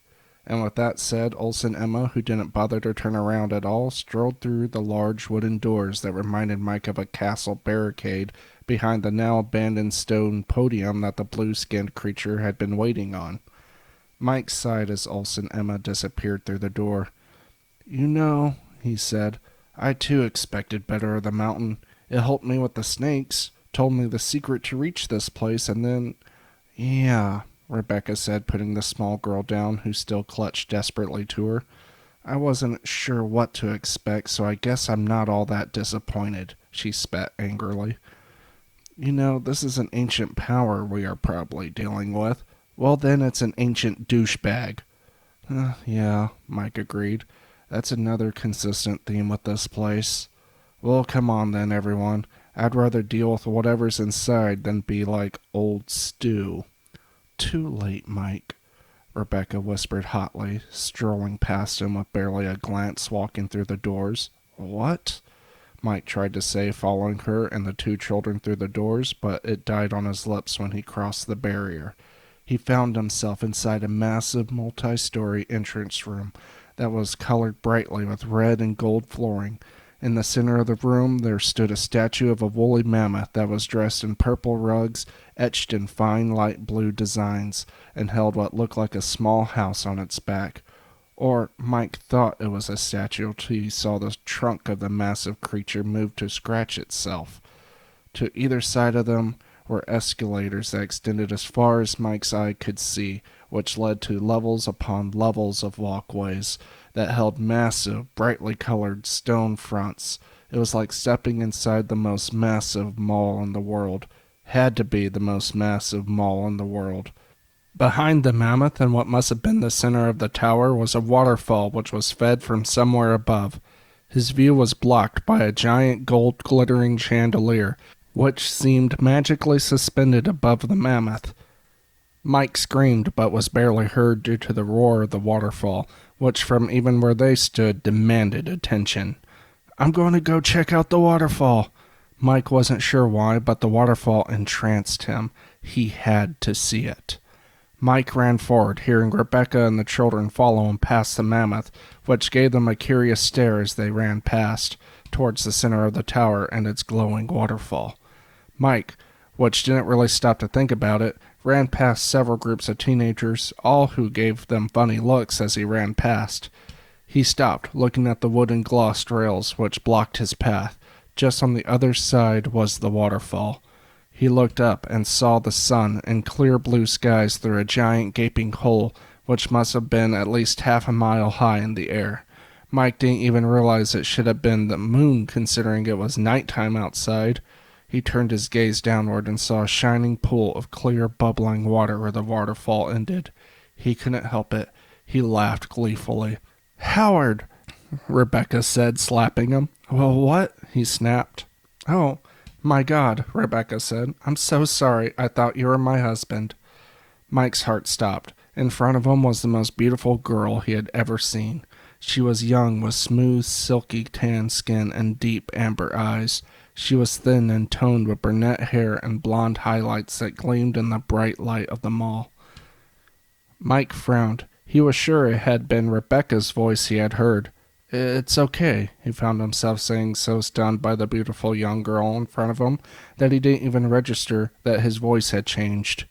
Well, I'll see you around, I guess, she said, turning around as if lost. She turned back quickly, though, frowning at him. You by chance didn't see two young children around, did you? Something clicked in Mike's mind then. Rebecca? Rebecca frowned, then hesitantly said, Mike? Mike gasped, taking another look at her, then hesitated slightly before looking over himself, but the only thing he really noticed was that his clothes were falling off. It took a moment for him to realize it was because they were way too big for him. In fact, the large red shirt, which before had been one size too small, was now enough to cover his whole body. So either his clothes blew up in size or he shrank. Mike took a glance at the mammoth, the only reference for size that he knew he could remember, and sure enough, the mammoth had somehow grown taller, as if that was possible. Mike took another look at Rebecca, who had just realized herself that her clothes were now in a total state of disrepair. She too was now fumbling with her pants, trying to keep them on, and seeing that her shirt was only just long enough to cover her body, it too was, well, indecent for polite society, Mike couldn't help but to think. Then, as if to challenge this notion of polite society, a teen boy just walked between Rebecca and Mike, and he was naked. He hadn't even paid Rebecca or Mike the slightest thought, and as Mike turned to look at the boy, his gaze started to notice that everyone around was either naked or wore the most ridiculous outfits that Mike would have rather than been naked. For instance, one boy was walking around in what appeared to be a suit of armor made of pots and pans. It took a moment longer, but then Mike started to notice that everyone around was young and beautiful. It was as if he was in the middle of a model fitting room, if the fitting room had been the world's largest mall complete with a mammoth. Well, Mike said, stunned at the fiber of youth in his voice, I guess we're here. Rebecca laughed, which made her lose her grip on her pants, and they fell. Mike rushed forward to try and help, but then fell to the ground as he got tangled up in his own loose clothing, and before long he and Rebecca were rolling around on the ground, half naked and laughing. Mike stood, giving up on his pants and underwear. There was just no way they were going to fit, and was content on letting his now extra-long shirt cover himself. Rebecca, who was already fit to begin with, managed to get her pants back on and secured them in place by poking extra holes in her belt. Then she rolled up the extra pant legs and kicked off her now useless shoes. There was no saving them. There, she said, that ought to do me. Well, we lost the children, didn't we? Well, Howard, if you hadn't run off to get a closer view of that waterfall, we would all still be together. Yeah, I know, I'm sorry. I just don't know what came over me. The moment I saw the water, I couldn't help myself. It was like it was calling me. I'm pretty sure that if you hadn't shown up, that I would have jumped in. Rebecca nodded and turned back around to see if she could spot the children. But all she could see were random naked teens, endless stores, the mammoth, and then she spotted, almost dumbfoundedly, an information booth. It was located right behind the mammoth, which was why she supposed she hadn't spotted it earlier. Come on, she said, grabbing Mike by his shirt, pulling him along. I know this isn't important right now, Mike said, following almost dreamlike. But what do I look like now? Rebecca didn't turn around, keeping her eyes focused on the information booth, afraid that if she looked away, it would vanish into thin air. I'll find you a mirror later. Of course, she had been curious on her own looks, but she'd be damned if those kids got hurt. A moment later, they were both at the empty information booth. It was a little more than a black circular stand with the words Information Center in bold white lettering printed on the center of it. On top of the stand in front of them was a bell, the exact same as the ones you used to see in cheap roadside motels. Rebecca hesitated as she reached her hand out because she didn't recognize the hands as her own, but then she remembered she was different now, and rang the bell. The response was immediate. A muffled "hello" came from behind the stand, and a moment later, another blue-skinned male or female waiter-dressed figure appeared, rising in the middle of the information booth as if it had been asleep underneath it. The only difference as far as they could see was that this one had a pair of large rabbit ears fixed to his head rather than deer antlers. How can I possibly help you? It said, looking bored and uninterested, unlike its counterpart. Yes, Rebecca said. We lost 2 children. It raised its eyebrows. Are you the parents? Well, no. Ah, yes. I suppose that makes sense then. If you were the parents, you wouldn't have lost them. Not in this place. But if you did lose 2 children that did not belong to you, then they would have simply found their own calling, now wouldn't they? It said, taking out a nail file and starting to file its glowing blue nails. Okay, look, Rebecca said, taking the file away from the creature and throwing it away. You are going to tell me if they're fine and take me to them. For the first time it blinked, looking momentarily confused, then at Rebecca. Yes, they're fine, but I can't and won't take you to them. They are following their voices, as you should be doing. Take a look around. Everyone is following their own calling, and you should do the same. If you do, then it might just be that you see them again. Now have a good day. The creature said in a way that didn't sound like it meant it in the slightest, and disappeared. Rebecca screamed and turned to Mike. This is your fault. Mike didn't say anything. He only turned his gaze down to the floor, feeling a growing lump of guilt and sadness grow in his throat. Come on, Rebecca said. Might as well start looking. The first store they passed was not a store at all, but a hotel.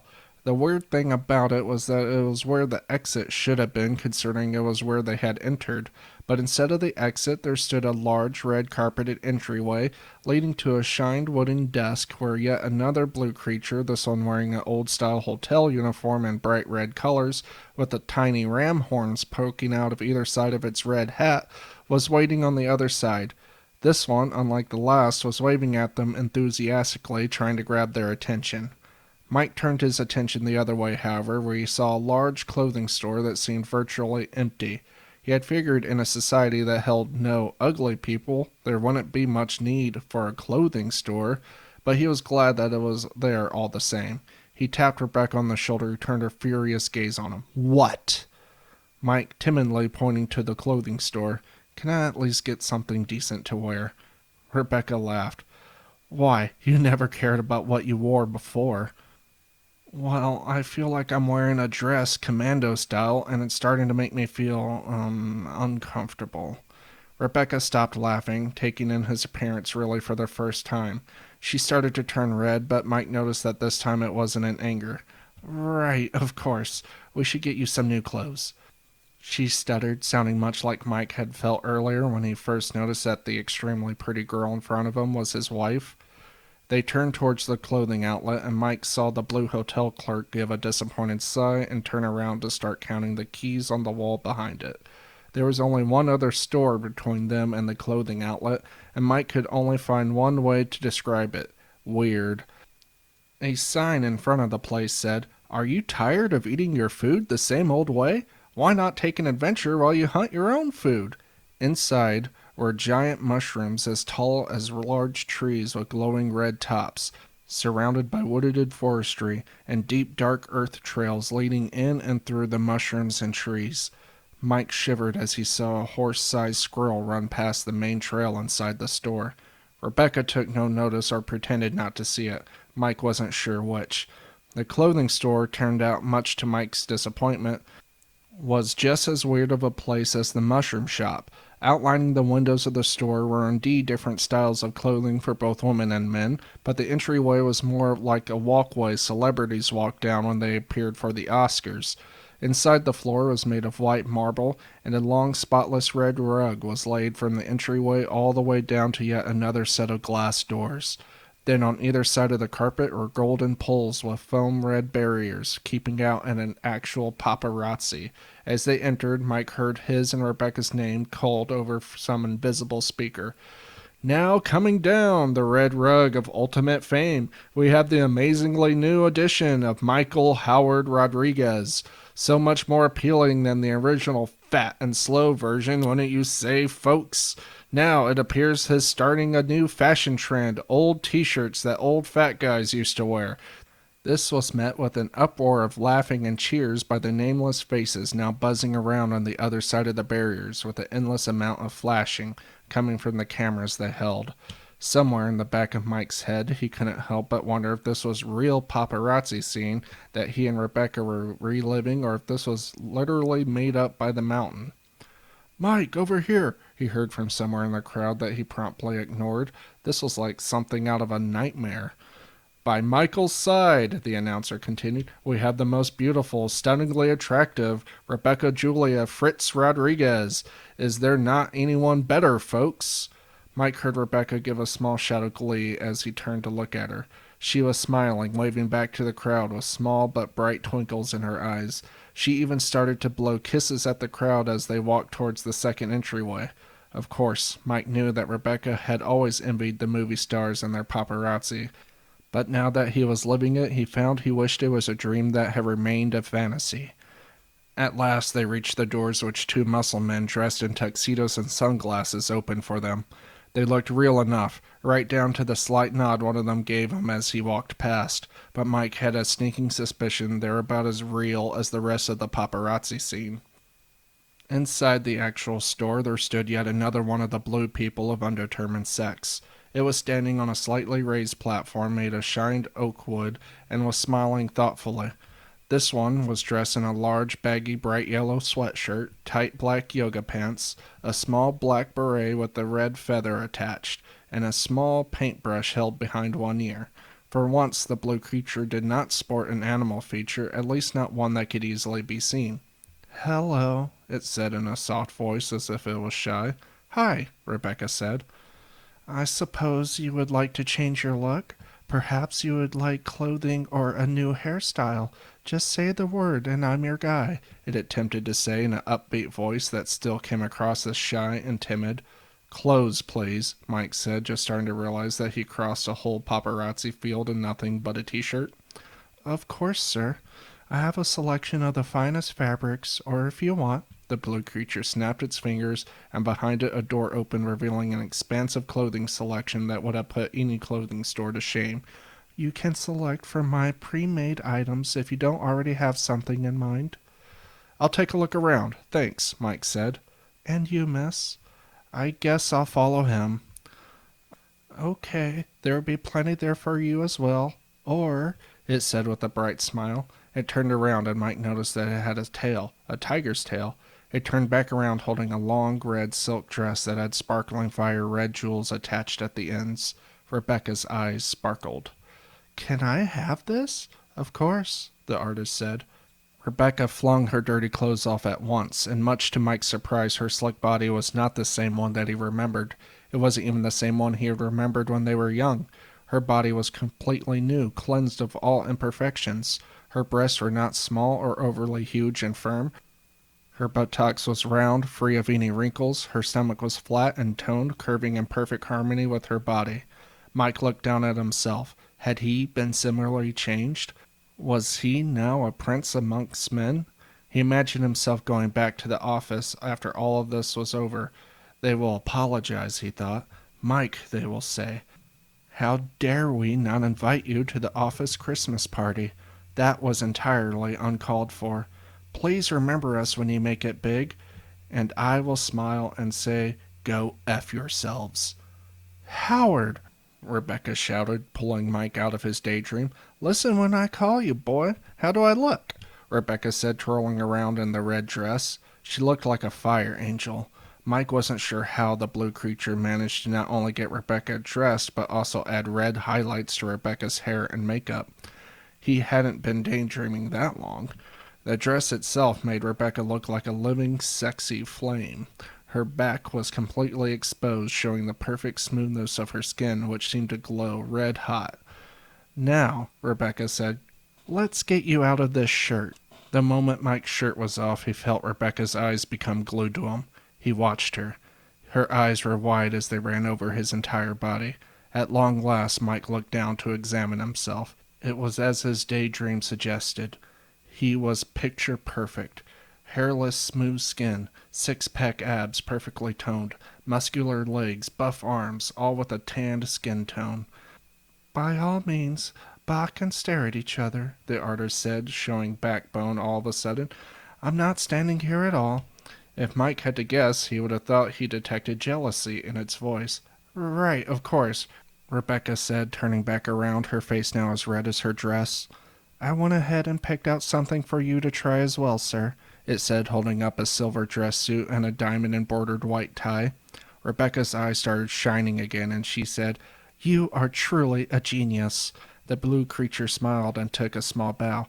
Your praise and appreciation is all that I require, madam. In less than a moment, Mike found himself dressed in a silver suit, hair shined and shoes waxed as if he was going to prom. He turned towards the mirror that the blue creature pulled out from a storage closet that appeared out of nowhere, and for the first time, he saw his new face. His hair was thick, wavy, and coal black. The fat that he had grown so accustomed to was gone, leaving a clearly defined, sharp chin, and his eyes were now a red oak brown. It was still his face. He could see small things that he recognized, but at the same time it was completely new. Okay, said the blue creature. Are you admiring my clothes or yourself? Mike glanced up at it, annoyed. You tend to get jealous when your work isn't the thing being admired, don't you? I have a right to be jealous. I stand here all day, making the things the few of you who can't stand a day in the nude, and I have never charged a dime. All I ask for is some appreciation. Okay, fine. I'm grateful. I feel 100% satisfied. You're the frickin' bee's knees of the frickin' fashion world, you tiger butt. You know what? It said. It gave him a nasty look, and then to Rebecca, Come back any time, my dear, but without him. He's banned for eternity. It turned back around and snapped its fingers, disappearing along with the closet and the store. Mike and Rebecca were the only things left besides the exit. After a while, Rebecca said with a semi-smile, Well, at least she didn't take away your cute silver suit. You like this ugly thing? Rebecca frowned, but only said, Well, we got clothes. Let's go find our kids. They're not ours, Rebecca. How can she be so attached? It hasn't even been a full day yet. Rebecca stiffened. We owe them, Mike. Yes, but this place is huge, possibly even infinite. You want to look forever? If that's what it takes. Yeah, well, I have better things to do. Like what? Trying to swim up the waterfall like a fool? Lest you forget, that's what got us in this mess to begin with. Is it, though? They're the ones that wandered away. You're probably just a bad mother, and I know I'm a worse father. Perhaps it was for the best that our baby... Mike broke down in sobs, and Rebecca joined him. Is that how you honestly feel? Rebecca said between sobs. Yes, Mike gasped. Okay then, Rebecca said, inhaling deeply. I will see you around then. Rebecca took one last look at Mike, and then she walked out back into the paparazzi field. Mike wasn't sure how long he stayed in that empty room, feeling his sorrow hit him like a freight train. Rebecca was gone. Truly, for the first time in 2 decades, he was alone. He could feel it crushing down on him like a kid and an ant. Then at last Mike pushed himself forward, making his way through the paparazzi and back out into the foyer of the mall. He felt sick and just wanted to go home, so he made his way past the mammoth and stopped at the information booth. He hesitated for a moment, then pressed the bell. Hello, came the muffled reply from the appearing desk clerk with the rabbit ears. How can I help you on this glorious day? It said dully. How do I get out of here? Mike demanded to know, feeling tears start to sting his eyes again. Mike wasn't sure why, but the creature gave him a sympathetic smile. Usually I do the crying around here, bub. Can I ask why? Mike said, automatically shocked that he asked it. Well, because one day I made a choice and now I'm trapped here. I thought you people were a part of the mountain. We are now, it said sadly. But anyways, you had asked me a question, and the answer is 4. 4? Mike said, confused. That's right, 4. It said, holding up 4 fingers in Mike's face as if that would clear up everything. Think about it. You want to open up the door that leads to the second tower in freedom, don't you not? Yes, Mike said. Then what do you need to open a door? A doorknob, Mike said excitedly. Well, You don't exactly need a doorknob, it said, shaking its head. You do need hinges, though. Hinges? Yep, 4 of them. They're hidden throughout the tower, kind of like a hide and seek, I would guess. Anyways, when you find one, all you gotta do is give it a tap. Mike groaned. Why do I think this is going to be hard? Let me guess, you're not going to tell me where they are you? Nope, that would be against the rules. Of course it would. You'll know 'em when you see 'em, it said, smiling, and with that it snapped its fingers and said, Good luck, before disappearing. Mike nodded his head, turning to face the rest of the mall, still feeling the crushing weight of Rebecca's departure. He could do this without her, he told himself, and with that, he took a step forward. Chapter 6. Mike hesitated as he stood below a spiral staircase made of polished wood and gold trimming. If the places on the first level were like this, what could possibly exist above? It wasn't helpful that after talking to the blue-skinned informant, that the first place he saw was a video game store that promised to literally suck your mind into the game. This place was immediately followed by a wine shop turned water park in which there were wine slides and pools filled with wine. He even had a giant bottle of wine that was tipped over, acting as a fountain to one of the pools.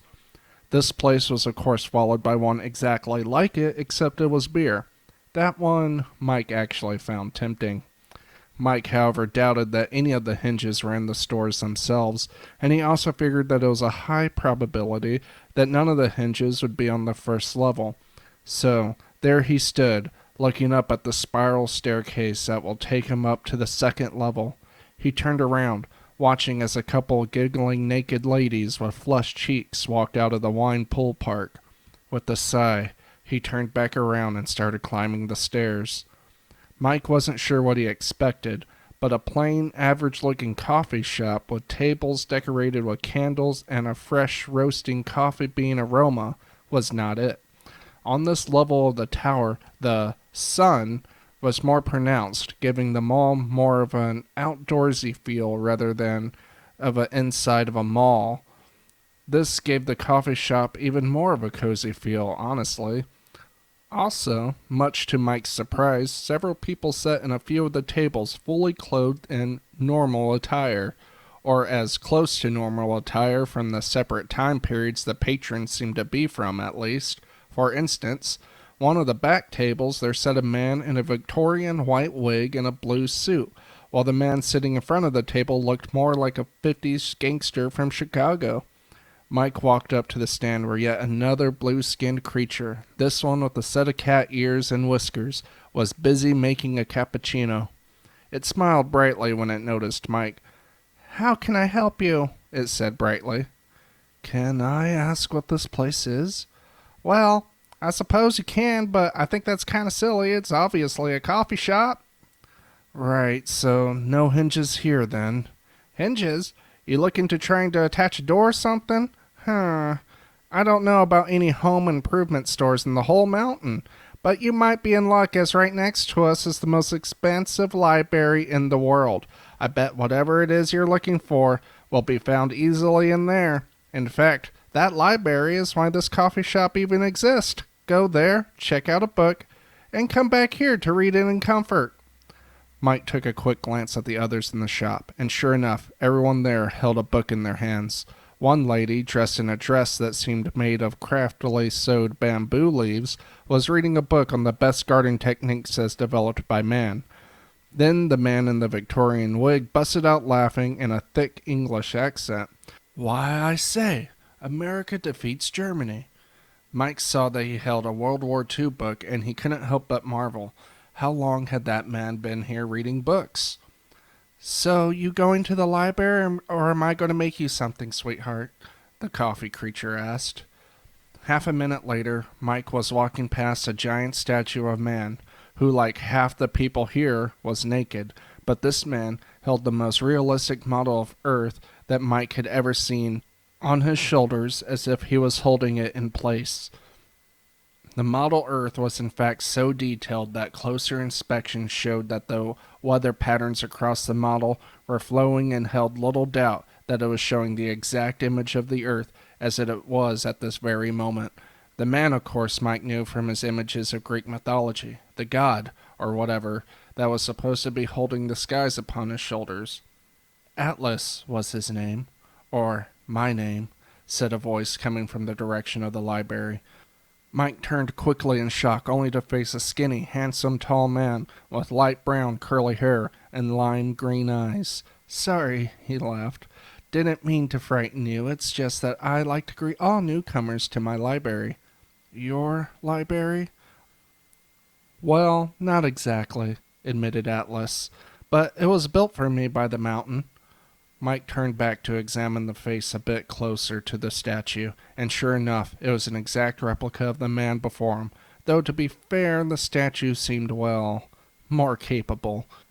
Sure, the real Atlas was toned, fit, and handsome, but so was everyone in this place, and the statue only seemed to feel the need to exaggerate. "I thought you were supposed to be a god or something." "Well, a titan, actually," said Atlas. "But no, I am just a man." "I can see that," said Mike. Atlas just laughed. "The myth, you know, Hercules actually started a long time ago. Told everyone that would listen to him that I hold the skies upon my shoulders, cursed by Zeus himself. Well, we're in Mount Olympus, aren't we? Tell me, do you see any Zeus here?" "There's the mountain," said Mike, "and it just decided to build you a library." "Well, yeah," said Atlas. "It'll build you a place too if you stay long enough. Might even get your own fairy to watch it." "Fairy? Do you mean those blue-skinned mountain people?" Atlas held back a laugh. "You've been calling them blue-skinned mountain people this whole time." Mike felt his cheek flush but didn't say anything. Atlas just shook his head and said, "It's quite all right. I've heard 'em called all sorts of things." "Well," Atlas said, drawing out the well longer than necessary, "please, if you have any questions, come and find me. I'm very proud of this place, and not too many newcomers such as yourself stay very long, and I like the company." Mike only hesitated a second before saying, "Wait, you wouldn't happen to know where the hinges are, do you?" "Oh, you're one of them," Atlas said, his face growing cold. "One of who?" "One of those people who seek a way out instead of accepting what has happened to them. This place gives you your desire. All that it takes is for you to find it, but it is here, I guarantee you. Then there's the little matter of the fact that in here you're safe. Well, mostly safe. In here your biological clock has been stopped, and in most cases even reversed.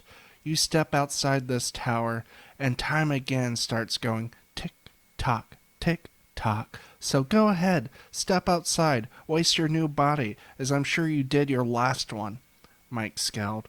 "If this place is so great, then why do people leave?" "Who knows?" Atlas said. "In search of the treasures of the other towers, I suppose. I can't be for sure because no one ever comes back, and the towers are the only place in all of the universes that my gaze cannot reach. Then there's the annoying fact that my gaze will not search for anyone who has completed the towers. My mind has been shut off to the towers and its peoples," Atlas said, turning towards the moving globe atop his statue's shoulders. He waved his hand at it, and Mike watched as the globe of the earth blurred until it focused in on one little girl in a sunflower pink dress in her mother's arms. "Take her, for example," Atlas said. "I know everything about her, and possibly soon so will the whole human world. But it can all change if the mountain decides to take her instead. Then I will know nothing about her." "What's so important about her?" Mike asked. "Oh, nothing too remarkable. She only manages to become the President of the United States in a time of turmoil and famine. Kinda bland if you think about it. Still, her decisions will make or break the country. But that's only if the mountain doesn't keep her." Mike couldn't help himself and had to ask, "Was I destined for greatness?" "You?" Atlas laughed. "Heavens, no. But don't despair. Not everyone the mountains takes is some prodigy. Take, for example, your military friends who came up with you. Not one of them was anything. Yet the only ones the mountain eliminated were the spies." And the parents? Excuse me? Mike started to feel his anger. You've been watching my group climb the mountain, right? That's why you know so much about us. Well, yes. And I'm guessing your globe showed us who we were? Oh, Atlas laughed. It showed me much more than that. It showed me what you would be without its intervention. So, Mike, do you want to know what your destiny was? Mike felt the anger drain, and it was some time before he answered. No, I just want you to acknowledge the parents of the children we rescued. You mean the children Ulse and Emma rescued, Atlas said with a sigh. Tell me, I'm just curious, why you mentioned them to me and not the 4 gangsters that also arrived with your group?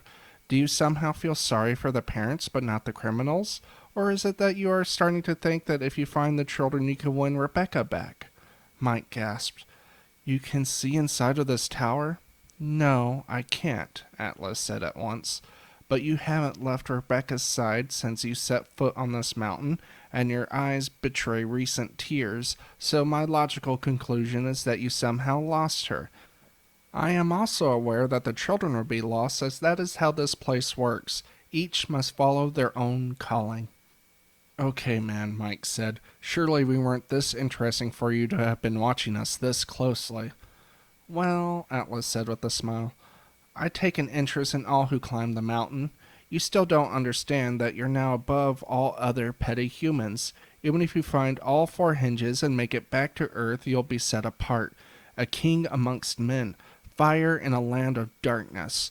Stories will be written about you that are immortalized, but rest assured that eventually those stories will be all that remain of you. So, my dear friend, stay here with me, and I'll open the door to my library where you can read, watch, admire, or do whatever your heart desires within.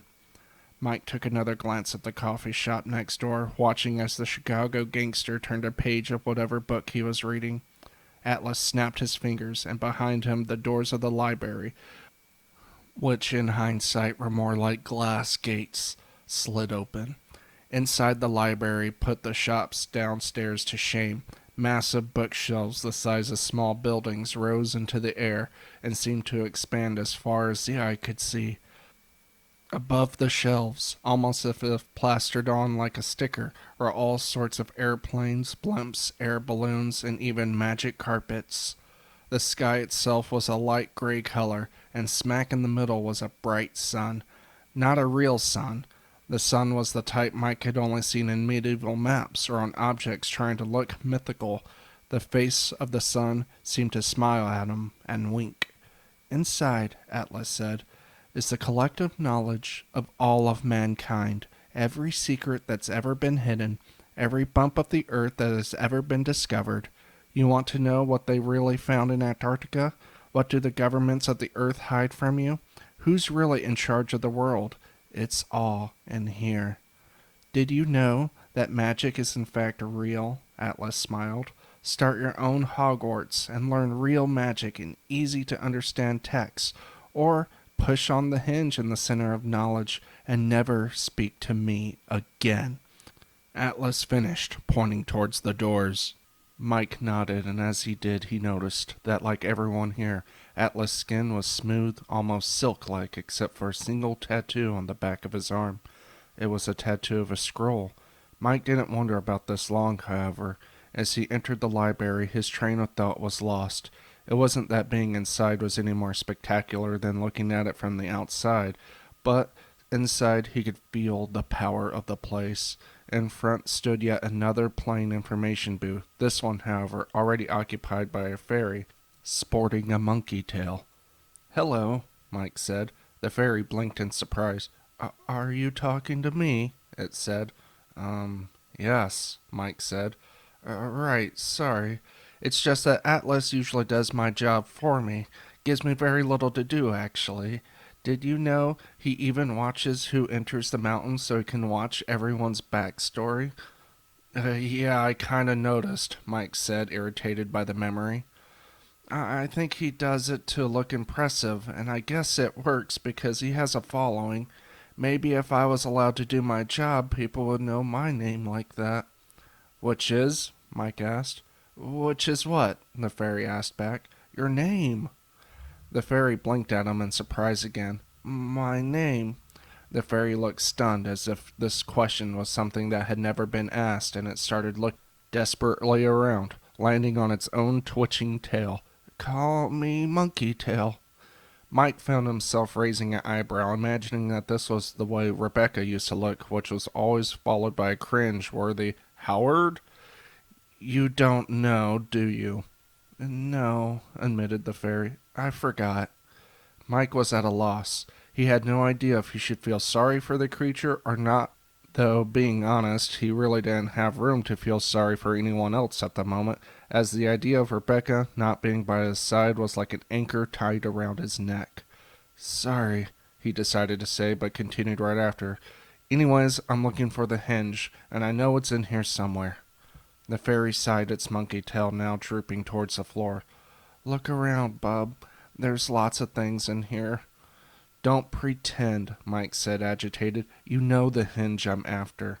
Master Atlas doesn't like it when I speak of the hinge, it said flatly. Is he your master, though? I mean, I know this is his delusion from what I could figure out, but I thought you worked for the mountain. The creature laughed. Delusion. Mister, this place is real. Very real. But yes, I do work for the mountain. Then tell me where the hinge is. The fairy raised an eyebrow. Fine, I guess I'd have no choice in the matter. However, the location cannot be spoken, but I do have it written on this map, the blue fairy said, handing him a folded piece of paper that was hidden inside the booth. And if you have questions, don't forget to keep them to yourself, it said with a disappointed smile. A few moments later, Mike was stopped in his tracks. He couldn't help it. I mean, dinosaurs. In the Hall of Dinosaurs. As the entrance sign described it, Mike found the most complete skeletons of the monsters he used to worship as a child that he had ever seen. There were, of course, pictures, toys, statues, as well as books and movies scattered throughout the exhibits. But this place went even further. Mike, at the moment, was actually standing next to a live T-Rex, but much like the mammoth at the mall's entrance, the animal did little more than stand around looking at everyone who passed by. Still, Mike couldn't help but to sweat, feeling the excited, primitive fear in his gut as the T-Rex focused its tiny eyes on him.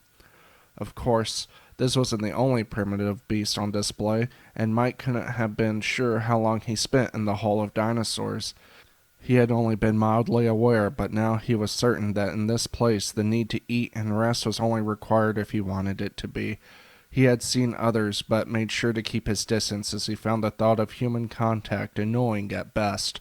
Though somewhere deep in his mind he knew he found that the thought of human contact disgusting, and would till he found a way to cope with the fact that he left Rebecca in a strange magical tower and possibly would never see her again.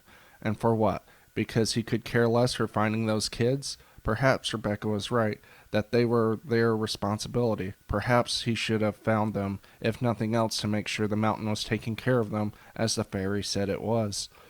This thought brought him back to Atlas, which for all Mike knew he last saw days ago. Atlas said that he was only wanted to find the kids if he would win him back Rebecca. Now that Mike had time to think about it, and he stared into the eyes of some giant horned lizard, Atlas was probably right. Certainly, Mike was grateful that the child had managed to defeat the red tide dragon, though his strong connection to the mountain, but he didn't feel that this meant he should spend the rest of his possible immortal life looking for him. His last remaining interest in the children started and ended with Rebecca. It hit him then like a rock to the head. He gasped, taking in a lungful of air, and took a seat on the nearest stone bench next to an exhibit showing a life-scale replica of an ancient forest complete with small bird-like dinosaurs running between the different blue and green shades of trees and bushes. The small girl Atlas had showed him on the globe. It was Rebecca. He had been showing him Rebecca's past and telling him of her possible future. Unless the mountain take her. How could he have not recognized his own Rebecca? Despite this thought, he found himself laughing. How could he not? He had always known Rebecca was special, but still, President of the United States? Of course, he'd always knew that Rebecca had ambition. In fact, the whole trip to the mountain was to celebrate Rebecca's promotion at work. No longer would she be the one answering the phones, guiding hysterical people. No, she did it. She was now a full-fledged agent. Of course, now that he knew where this ambition would lead, he could see the puzzle all fit together. This would have led Rebecca to gaining a reputation around town, and Mike easily saw Rebecca using this popularity to start a career in politics. She would have started small, maybe city council, then mayor, then work her way up from there, till she reached the top, and she would. That was simply who she was. The only question was, would this life of hers have room for him? The T-Rex let loose an ear-piercing roar from the next hall over, as if in answer to his stupid question. The obvious answer was, does it matter? That world, for all intents and purposes, was over. It was now the fairy tale. Now Rebecca's only ambition was to find those children, and the more Mike thought about it, the more he found that he didn't want to find those kids. Then for the first time in years, Mike thought of the question, what did Mike want? As it turned out, Mike wanted nothing more than to touch the hinge in the middle of the library and get out. Mike decided that he didn't need Atlas's dinosaurs or his library, as the man had done nothing but mock him just as the Tiger Fairy and its paparazzi had. Mike had met people like Atlas before, people who liked to flaunt their knowledge on other people, not to help or lend support, but for the sole purpose of demonstrating their superiority. No wonder Hercules said that the man carried the world on his shoulders, and, Mike realized, just like the fictional Atlas, the real Atlas was just as trapped by the earth, maybe not by the physical earth holding him down, but by the knowledge of it. As long as there was new information, Atlas would not leave his library, and neither, Mike figured, would his followers.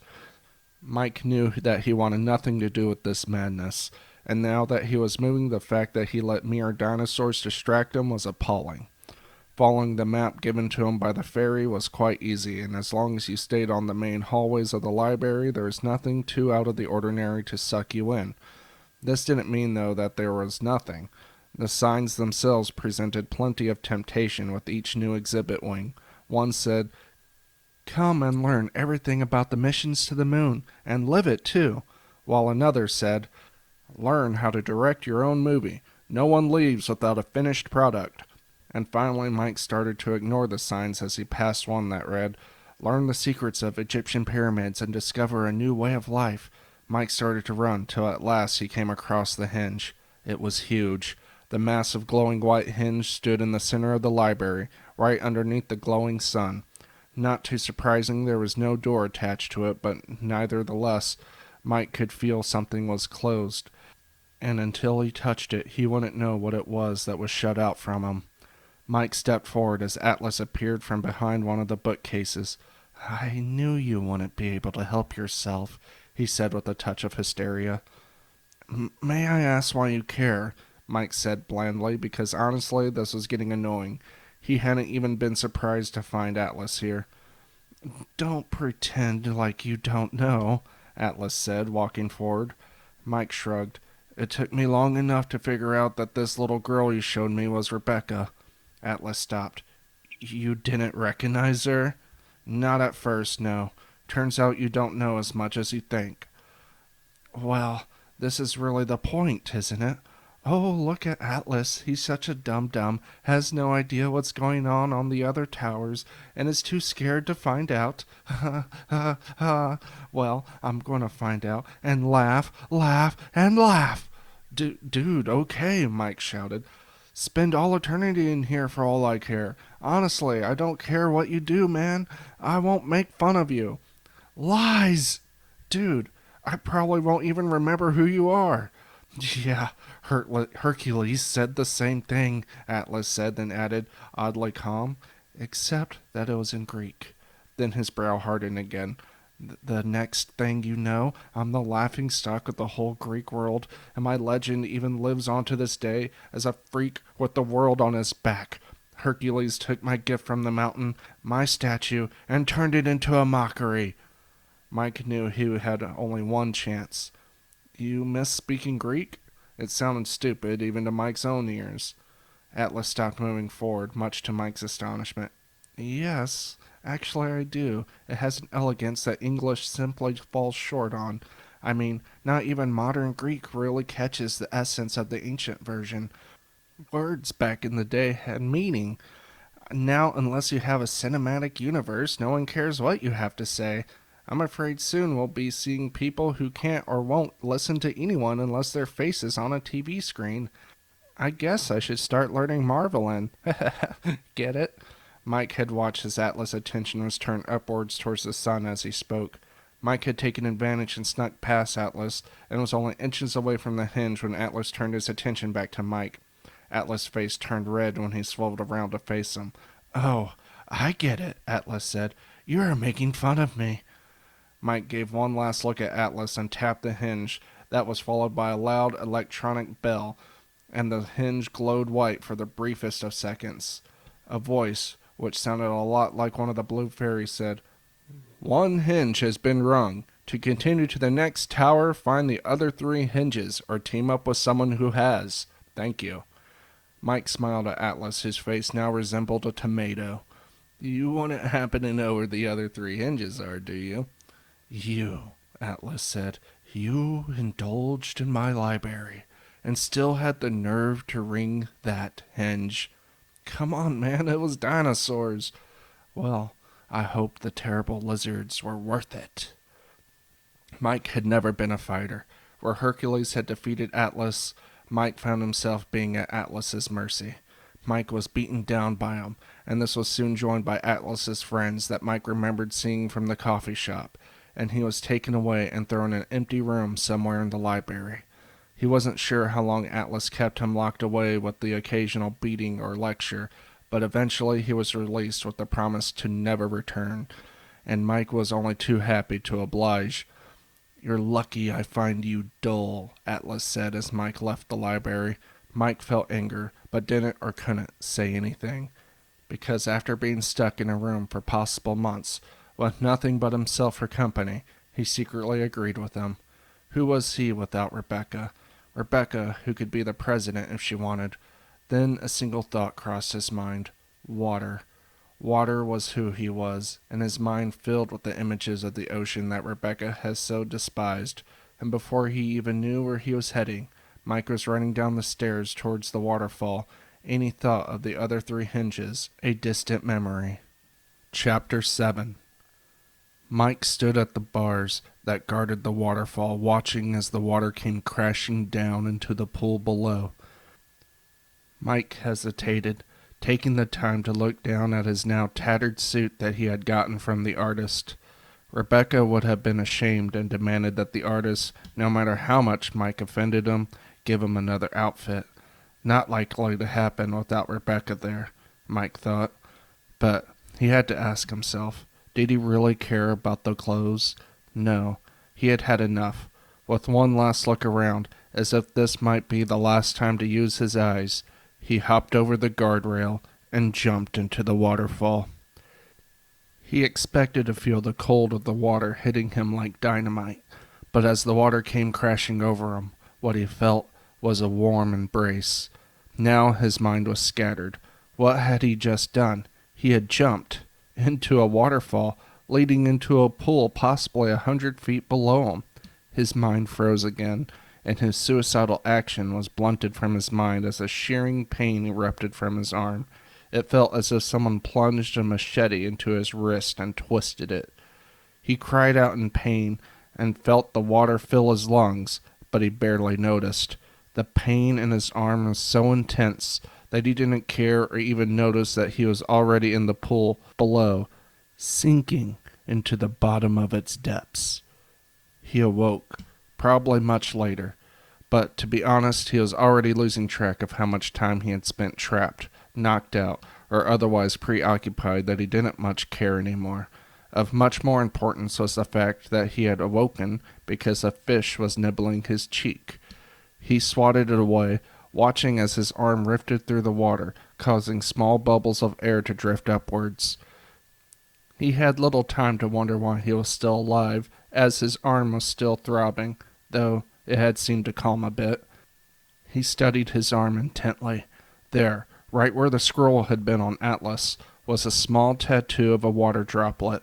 It glowed ever so slightly. A sea blue. He didn't need an explanation for what that meant. It represented more than just his ability to breathe underwater. No, he could feel the water all around him and knew that this was his. He had never felt so alive. So great was this realization that it even drew the thought of Rebecca completely from his head. Then he started to swim, not like he used to. Instead, this type of swimming felt more like letting the water move him. He could feel himself bending the currents of the water to his will, and suddenly this feeling, this memory, replaced his happiest moments. Gone was the joy of meeting Rebecca for the first time. Gone was the memory of his wedding day. Now there was only the water, the taste of it on his tongue, the pulse of it as it rushed past him, the heightened blue glow of it all. It all pushed him to the point of ecstasy. He found that there were no limits in the water. He was Neptune. Mike found that the pool in which he now lived started to grow boring. He had tried one of every fish, explored all of the old wooden ships that had sunk probably an eon ago, and swam through every cavern the place had to offer. But the truth was, at long last, he was ready to see people again. He had forgotten what he came to forget. So now he swam, circling the spot where the waterfall met his small pool, and gazed wonderingly up at it. He could, he realized, swim up it like some fish and leap back into the mall and continue his exploration of its floors. But he also knew there was another option. To see where the waterfall was coming from, to reach its top. With one last glance around, somehow knowing that he wouldn't be back, Mike pushed his body into the waterfall and descended upwards. He barely noticed the world as he swam up the waterfall. He saw, of course, the lights of the mall. He heard the shouts of people as they noticed him, but he didn't stop. He continued his course till he burst out into the air. He had only a moment to glance down at the glittering mall, and much to his shock it didn't look like it was built in a tower. Rather, the whole of the mall looked as if it was built into the side of a mountain. There were even peaks with snow mounds right next to some of the stores. This should not have been a great shock, Mike would think later. Why couldn't a whole mountain mall be inside one tower? Everything else seemed to be there after all. Then Mike started to descend back into the water, and his body twisted. He was able to get a good look at the new lake on top of the mountain. First thing Mike noticed was the air. Despite the fact that the mall which was below held snow mounds, the air was hot.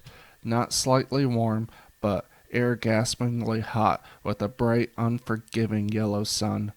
The only other thing besides a sprawling green grass field on the other side of the lake was a wooden pirate ship in the background. Then Mike found himself splashing into the cool water as his body hit the lake. It was salt water, and as Mike dived under to see the bright colors of purple, blue, and green blends of coral, he knew it wasn't a lake but a small sea.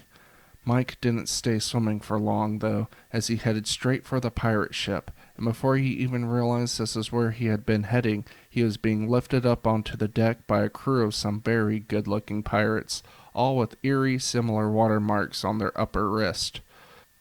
Mike found himself tied to the mast and held at length by the tip of a rusted sword. The lead pirate, which was a boy who looked no older than 16, was the first to speak. "Ahoy there, mate." Ahoy," Mike murmured. "So, the Cloud people thought they could sneak on board our ship, did they?" "Cloud people?" "Ye know, the flyers. They're constantly taunting us, throwing rotten fish or other things on the poop deck. Sometimes y'all even attack us with swords when we're not looking." "Y'all? Look, I don't know who you think I am, but I'm not a flyer." "Check his wrist," said the boy. "It's a watermark, sir," said a young pirate girl. You must have just come up from below then." "Yes, thank you," Mike said. "Can you untie me now?" "Not yet," said the boy. "Would you be willing to join the flyers? When you were mortal, did you ever have fantasies about flying? Were you a pilot? Did you secretly have a burning desire to be a bird?" I guess. I thought it would have been cool like most people, but as you can see, I have the watermark, which means I loved the water more than the sky, Mike said in his defense. Yes, said the boy, thinking. I guess that checks out. One last question. What is your name? Mike, said Mike. Mike Rodriguez. Mike Rodriguez, said the boy, horrified. Yes, Mike shot back. What's your name? I'm Captain Sput. Captain James Sput. Yeah, said the pirate girl, and I'm First Mate Stick, or Sticks as some call me, but you could just call me Stick or First Mate. But seeing as your first name is Mike, I'm going to suggest an entire redo. Redo of what? Mike asked. Your name, of course, said the captain. You can't. Rowan, the captain said proudly, cutting off Mike. At this, the entire crew shouted with glee. Welcome, Recruit Rowan, the first mate said, cutting off the rope. The good news is you're already wearing scrappy clothes, so no need to give you a uniform. Mike figured this after weeks of swimming in the pond without changing a stitch. What about my last name? Mike asked. Who needs it? Laughed the captain. Oh, shipmate Rowan, I think you're going to like it here. It turns out Mike did like it there. He liked it so much, in fact, that over time he had forgotten that his name was Mike. Never more will he answer to Mr. Rodriguez or Mike. The name was simply forgotten, like many things are forgotten in the mountain. He was now Rowan, simply Rowan. No last name was needed because there was no one else on board named Rowan. Honestly, if you would have taken the old Rowan whose name was Mike, he would have preferred the name Rowan at any rate. What kind of man was named Mike anyhow? The name change was only one of the things Rowan liked about his new life. As it turned out, he loved sailing, or at least what they called sailing. Truth be told, there was no actual sailing going on. Yes, they would move the ship and they would even play with the ropes and release the sails, but everyone on board had the gift of the watermark. What was really going on was that the crew would simply wish for their ship to be somewhere, and the water would make it happen, although it was always the captain that told them where they wished to be. For the most part, Rowan and the crew spent their days anchored off some random beach, pretending to look for villages to raid, when in truth it was spent swimming and showing off. A popular showtime was seeing who can make the biggest whirlpool. Rowan wasn't good at this, as he found that he still got dizzy fairly quickly. Another pastime, as there were both boys and girls, though when this wasn't true it never stopped sailors, was seeing who was with who. Of course, the captain would make his rounds promising to flog whoever was caught having hump day in the bow, as he called it, but the rumors about the captain and the first mate kept this threat meaningless. Rowan had gotten many looks himself, but for a reason he could not explain, he never indulged in this. This got Rowan the nickname of Rowan the Pure, which Rowan actually found funny, despite himself and his reputation. One aspect of pirate life that Rowan didn't like were the constant attacks. The mountain, in all its wisdom, would sometimes in fact leave pretend villages for them to go and raid. This for the most part was really fun, but the noise always attracted the cloud people. Rowan had forgotten much of his adult life, but this was thanks to the influence of the mountain, who saw that Rowan needed to forget in order to be happy. His childhood, for the most part, remained intact, and he remembered well the stories of Peter Pan and the pirates. The unfortunate pirates, now in Rowan's mind, considering he was now in fact a pirate, he supposed that he should have been shocked to have met a real lost boy in the short battles they had, but he had met Atlas, the man with the world on his back, and the lost boys, like Atlas, Rowan found unbearable. Rowan did find time to muse, because of the novel Peter Pan and Wendy, that if he ever got out of here, that perhaps someday he would write a book about his adventures here, like so many others must have done. It was this thought that made Rowan start to wonder about the hinges again. He was sitting alone at the aft of the ship, which was named Crisp of the Sea, not the Jolly Roger, eating a freshly caught raw fish, which was part of the charm of having a watermark, watching as the sun slowly covered by light puffy white clouds. Styx, as she often did, joined him. "How's the fish, Pollywog?" she asked. It's fine, I guess," Rowan said with a shrug. I know that tone. It doesn't do in sailors. So what's on your mind?" "As a child, didn't you ever hear of the stories of Peter Pan and the pirates?" Styx raised an eyebrow. "Not when I was a kid, Pollywog.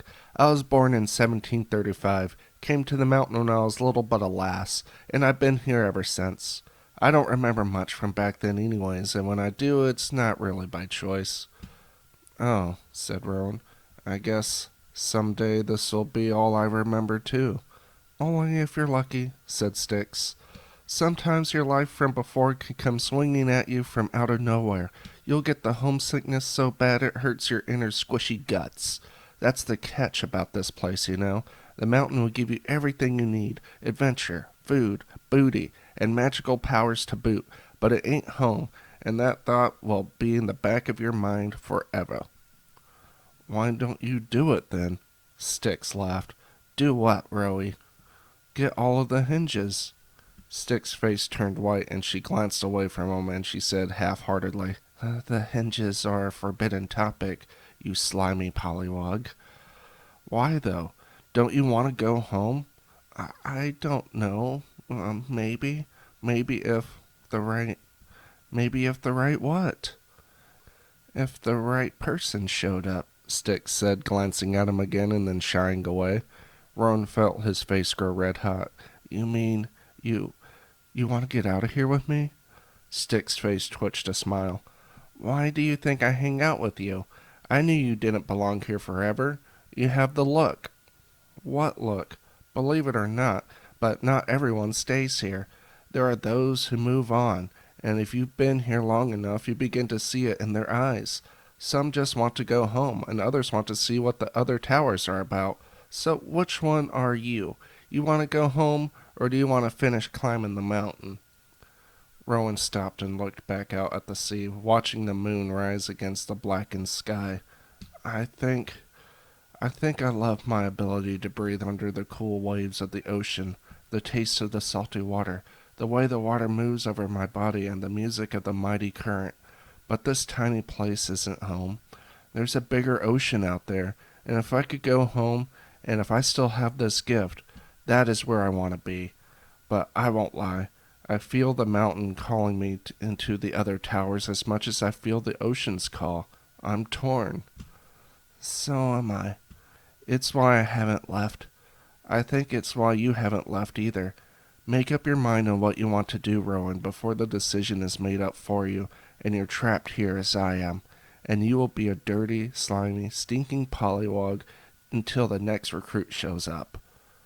"But are you trapped here?" Rowan asked, looking into Styx's eyes. "Am I, Pollywog?" Styx asked back, leaning into Rowan's face. Rowan felt his heart start to pound right in his chest as his lips pressed against hers. He felt his stomach lurch, as if he had done something wrong, something utterly wrong. He didn't know what this was, though, because as much as he felt this was wrong, he also liked it. He really liked it. He really liked her. And the longer he held the kiss, the more the feeling of wrongness dissipated. Then they were both kissing and holding each other. "What about the captain?" Rowan asked. "Screw him," Styx said. "We're getting out of here." It started as a piercing whistling sound through the air. Then Rowan's world caught flame as the ship exploded. He felt his feet lift into the air and bits of wood and metal hitting his face as he was violently tossed like a rag doll. He could hear nothing but a loud ringing in his ears, and he knew that this must be the end. But as he was about to land in the burning flames of the ship, he felt a tight grip grab him by the remaining stitches of his collar and pull him away. Rowan had his breath knocked out of him by the explosion, so he couldn't even scream as he watched Styx disappear behind a blanket of flame. The hand that had grabbed Rowan had him on the shore in seconds, and he watched as a second explosion rocked the ship. Then he found his voice. He screamed, letting tears roll down his cheeks. He could hear screams now, and he felt himself heave as he imagined one of those being Styx. Styx, who had been his one true friend. She had been the first face he remembered after his rebirth with the water. Now he must bear listening to her and the screams of a dozen other of his friends as they burned along with the ship. "What did you do that for?" said a rough voice from behind Rowan. "You didn't tell me you were going to try and kill them," said a soft yet angry voice. The rough voice laughed. "What did you think I was going to do? Ask the nice pirates to please not raid the village, pretty please, with sugar on top?" "Well, something of the sort, yeah," said the soft voice. "We lost boys don't kill people, not even pirates." "No, you just send crocodiles to go and eat them." "Wendy said that the Hook guy got eaten of his own accord. That was no fault of ours. He was warned that his watermark would not protect him from the crocodiles. Besides, Hook was one man. You blew up their entire ship." There'll be another." "Not for a while," said the soft voice. "Unlike the village that is made up of bots, the pirates are real people. Live people." "Well, not anymore." Rowan found himself burning with rage. He stood up slowly and unsheathed his sword. "Hold it," the rough voice said, followed by the unmistakable sound of a bullet being chambered. "Drop the sword and turn around slowly." Rowan did as he was told, and when he turned around, two familiar faces looked back at him. He didn't know where he knew them from. Besides, the only thing that mattered was that they killed Styx, and he was going to gut them for that the moment the man dropped his gun. The man holding the gun with the rough voice was muscular, and wore a light-fitted black shirt with a dog tag hanging on a chain from his neck, and leather combat boots with green camo cargo pants. Like all the people on the mountain, he was young, but even so he had a rough, thick brown beard that would have made the pirates blush. To the military man's side, Rowan saw the outline of a used motor shell. The military man's face scrunched up as he took Rowan in. "Holy shite," he laughed. "If it isn't Fat Mike. Looking good there. Lost a few pounds, have we?" "Name's not Mike." "What?" "My name is not Mike. It's Rowan."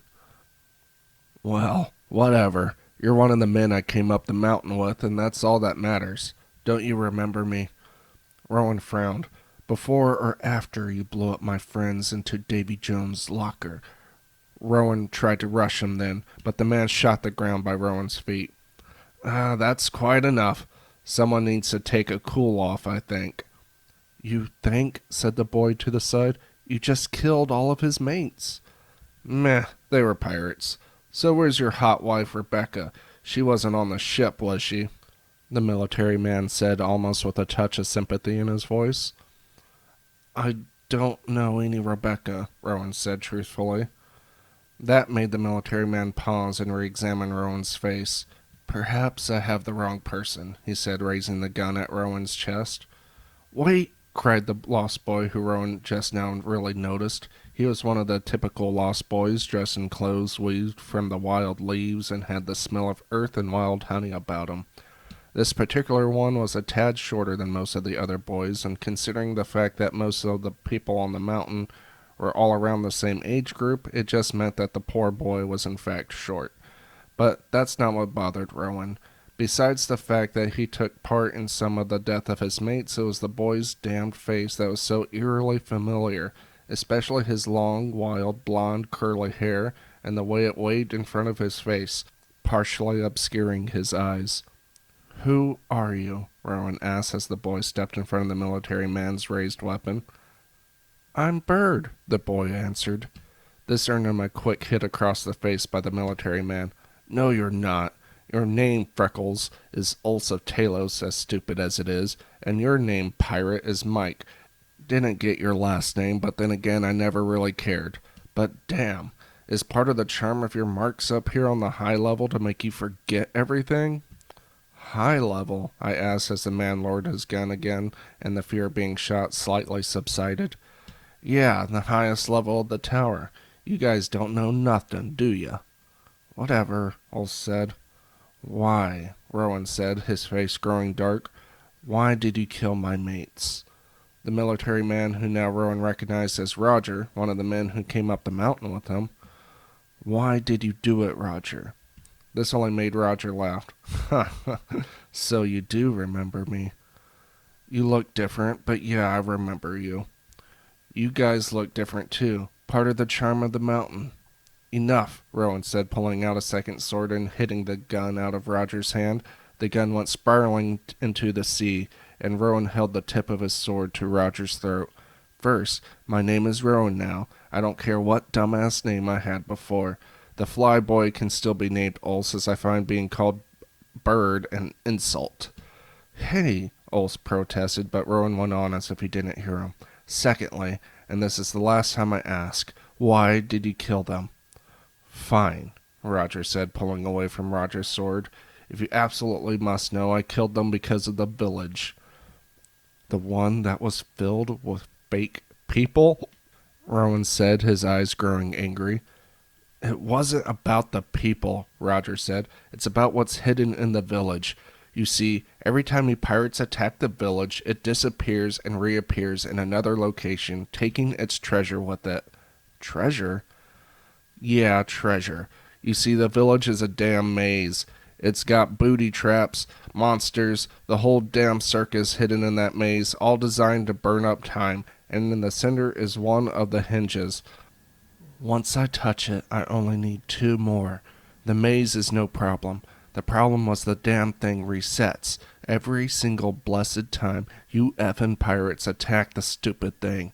Then instead of the maze, I would find myself in the middle of a frickin' empty field. This last time, I actually saw it. The hinge. I saw it right there. But before I could reach it, a monster stepped in front and blocked my path, and the whole damn thing reset. I couldn't take it anymore. That was the last straw, and I knew I had to do something about the stupid pirates before trying to find the village again. So you went and found the Lost Boys to get them to locate us? Not right away. First I went back down. A frickin' rough trip to make the climb, by the way, and got a few needed materials from a war zone in one of the shops down below. There's a shop with a war zone in it? Rowan asked. Roger laughed. Hell yeah, there is. I might have stayed, but I got a mission to complete. I tell you, the fact that you can still die in this place makes it that much more intense. Not that it really matters in the end, as most of the combatants are mindless bots like the villagers. So you just risk your life in there for no reason? Oh, there's a reason. Some of us live for the thrill, and then there are those of us who really never left the field to begin with. The mountain knows who needs to be where. Like me. I need to be in the second tower to claim my daughter. Nothing will keep me from her. Do you understand? Rowan put his sword down. I do, but I won't forget what you did. You killed her. You killed Styx. Who? It doesn't matter anymore. She's dead.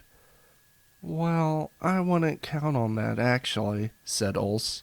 What do you mean? Both Roger and Rowan said. Well, in real life, when a ship sinks, it's drowning, not the explosion that kills most people on a ship. So if Styx and the others made it to the water...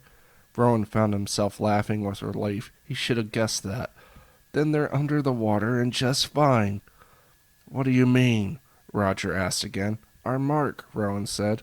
One of the powers it comes with is the ability to breathe underwater. Slice my guts open, Roger said. Why didn't you tell me that earlier, Ulse? You didn't tell me the goal was to kill them, remember? Because if I had, you wouldn't have taken me to them. Duh, Ulse laughed. Well, I blew up their ship. That'll give me some time. That's what I was going to tell you before Rowan here went all revengey on us, Ulse said with a wide smile. There won't be another ship for a while because they had to rebuild, not because they're all dead. Well, you made it sound like they were dead, Roger said. Yeah, my bad. I kind of forgot till I saw Rowan's watermark. Okay, Rowan said, finding himself able to breathe at least, knowing that Styx could still be alive. So I'm assuming you found Atlas already, since this is the second hinge you found. Atlas, Roger said with a scrunched face. No, I found the first hinge inside a volcano surrounded by people with fire marks. In the end, I had to convince one to carry me to it because, well, it was surrounded by lava. Magma, Rowan corrected. Roger scowled. Are you my frickin' mother? Rowan scowled back. You don't have any rights to talk to me like that, you dog. Roger pulled out a second gun and pointed it at Rowan's face. You have something to say now, pirate? Rowan just continued to scowl. That's what I thought. Now hand me that sword. Rowan did as he was told, and Roger threw it into the sea. Turn around. Rowan did so, and Roger patted him down, removing the knife Rowan had stowed in his belt, as well as his ball-powdered pistol, and threw it all in the sea. All right, Roger continued. Now tell me about this Atlas. Reluctantly, Rowan told Roger and Else how he found the library on the second level of the tower, and how Atlas was in charge of it. He described Atlas' reluctance to leave the library, and told him about how he found the hinge on the inside, and how he touched it. Atlas got in a furious rage and locked him away in a closet for about a week. You guys suck, Ols laughed. I found the first hinge right there on the first level, and I didn't even have to do anything. It was on the back of the mammoth in the lobby. But on my search for another hinge, I lost track of everything and ended up in the clouds. I don't remember how I got there, though. Rowan shrugged. He couldn't be exactly sure how he ended up in the water himself. So, what's your mark? Ols said to Roger. Roger only smiled. The more you don't know about me, the better. Get next to him, Roger said, pointing the end of the gun towards Ols. Ols's smile disappeared as he looked at the barrel of Roger's gun. Hey, I thought we were cool. You thought wrong. I told you both back on the mountainside that I'm no hero. I have only one mission, and nothing will keep me from it, no matter what it costs, which is good for you, Pirate Mank, as that means I'm not going to shoot you. As long as you behave. As long as both of you behave. As I said before, it's a pain in the ass to get back down the mountain into the mall, and then into another to get back up here. It could even be a killer. Luckily, I have you two because, as it turns out, you need not touch all the hinges yourself, as long as someone from your party has touched them. So you two are now in my party. Consider yourselves lucky.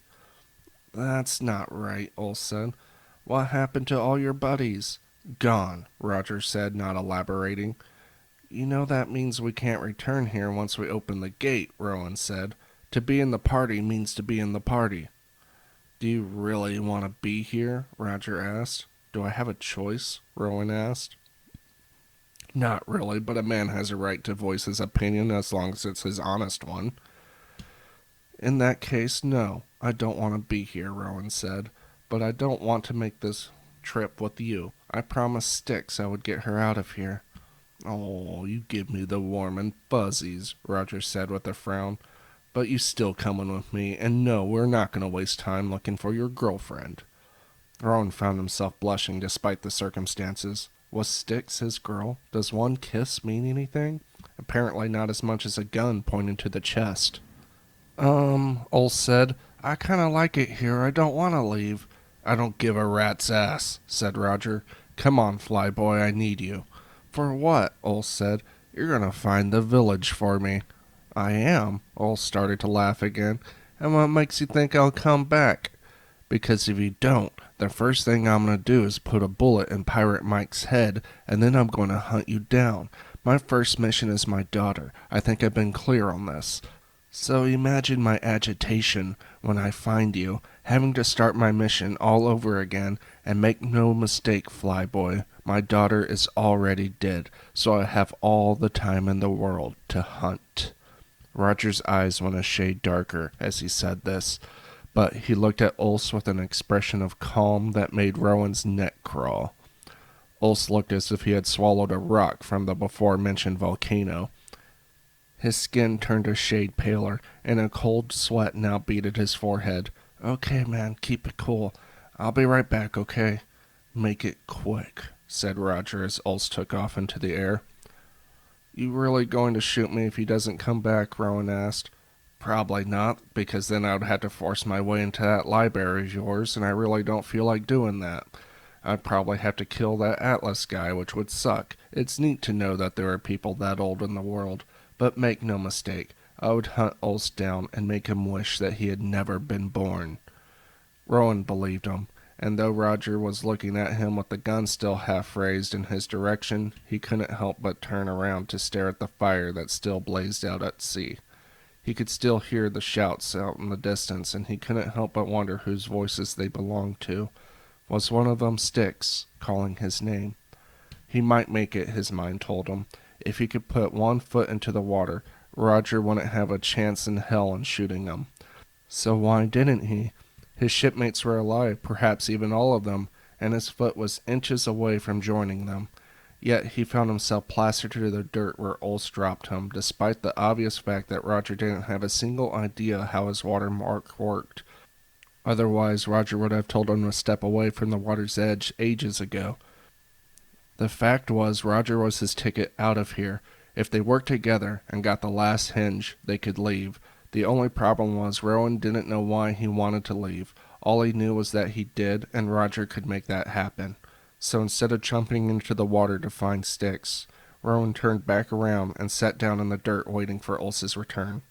Roger smiled at this, sensing a mental victory with Rowan, and he holstered his weapon. "Rowan," Roger said as he squatted down next to him, "I think I like that better than Mike. It fits your new look better." That was all the two men said as they waited for Ulse's return. Chapter 8. Ulse returned a few hours later, his expression one of a tired weariness that Rowan was beginning to understand well. Apparently, being involved in a life-or-death situation was an exhausting experience, especially when there were explosions and rocket launchers involved. "The pirates have all congregated on the other side of the sea," Ulse said as he landed heavily on the ground. "Saltwater Lake," Roger interrupted. "Lagoon," Ulse said in retaliation and continued. "There are a few covered up," Ulse said with a sour expression, looking at Rowan. "I'm sorry, but I didn't see Styx. And yes, I know who she is. But there were people still in the water. I could see the pulsing of water made by the weird waves you guys make. So, maybe." "Yeah, maybe," Rowan said, his heart dropping in a semi-pit of darkness. "That's not what I sent you to find," Roger said, his expression growing agitated.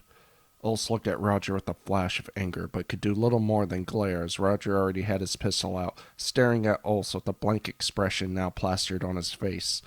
Ulse finally looked away and said, "We have to travel to the south part of the lagoon, almost near the water's edge at the waterfront.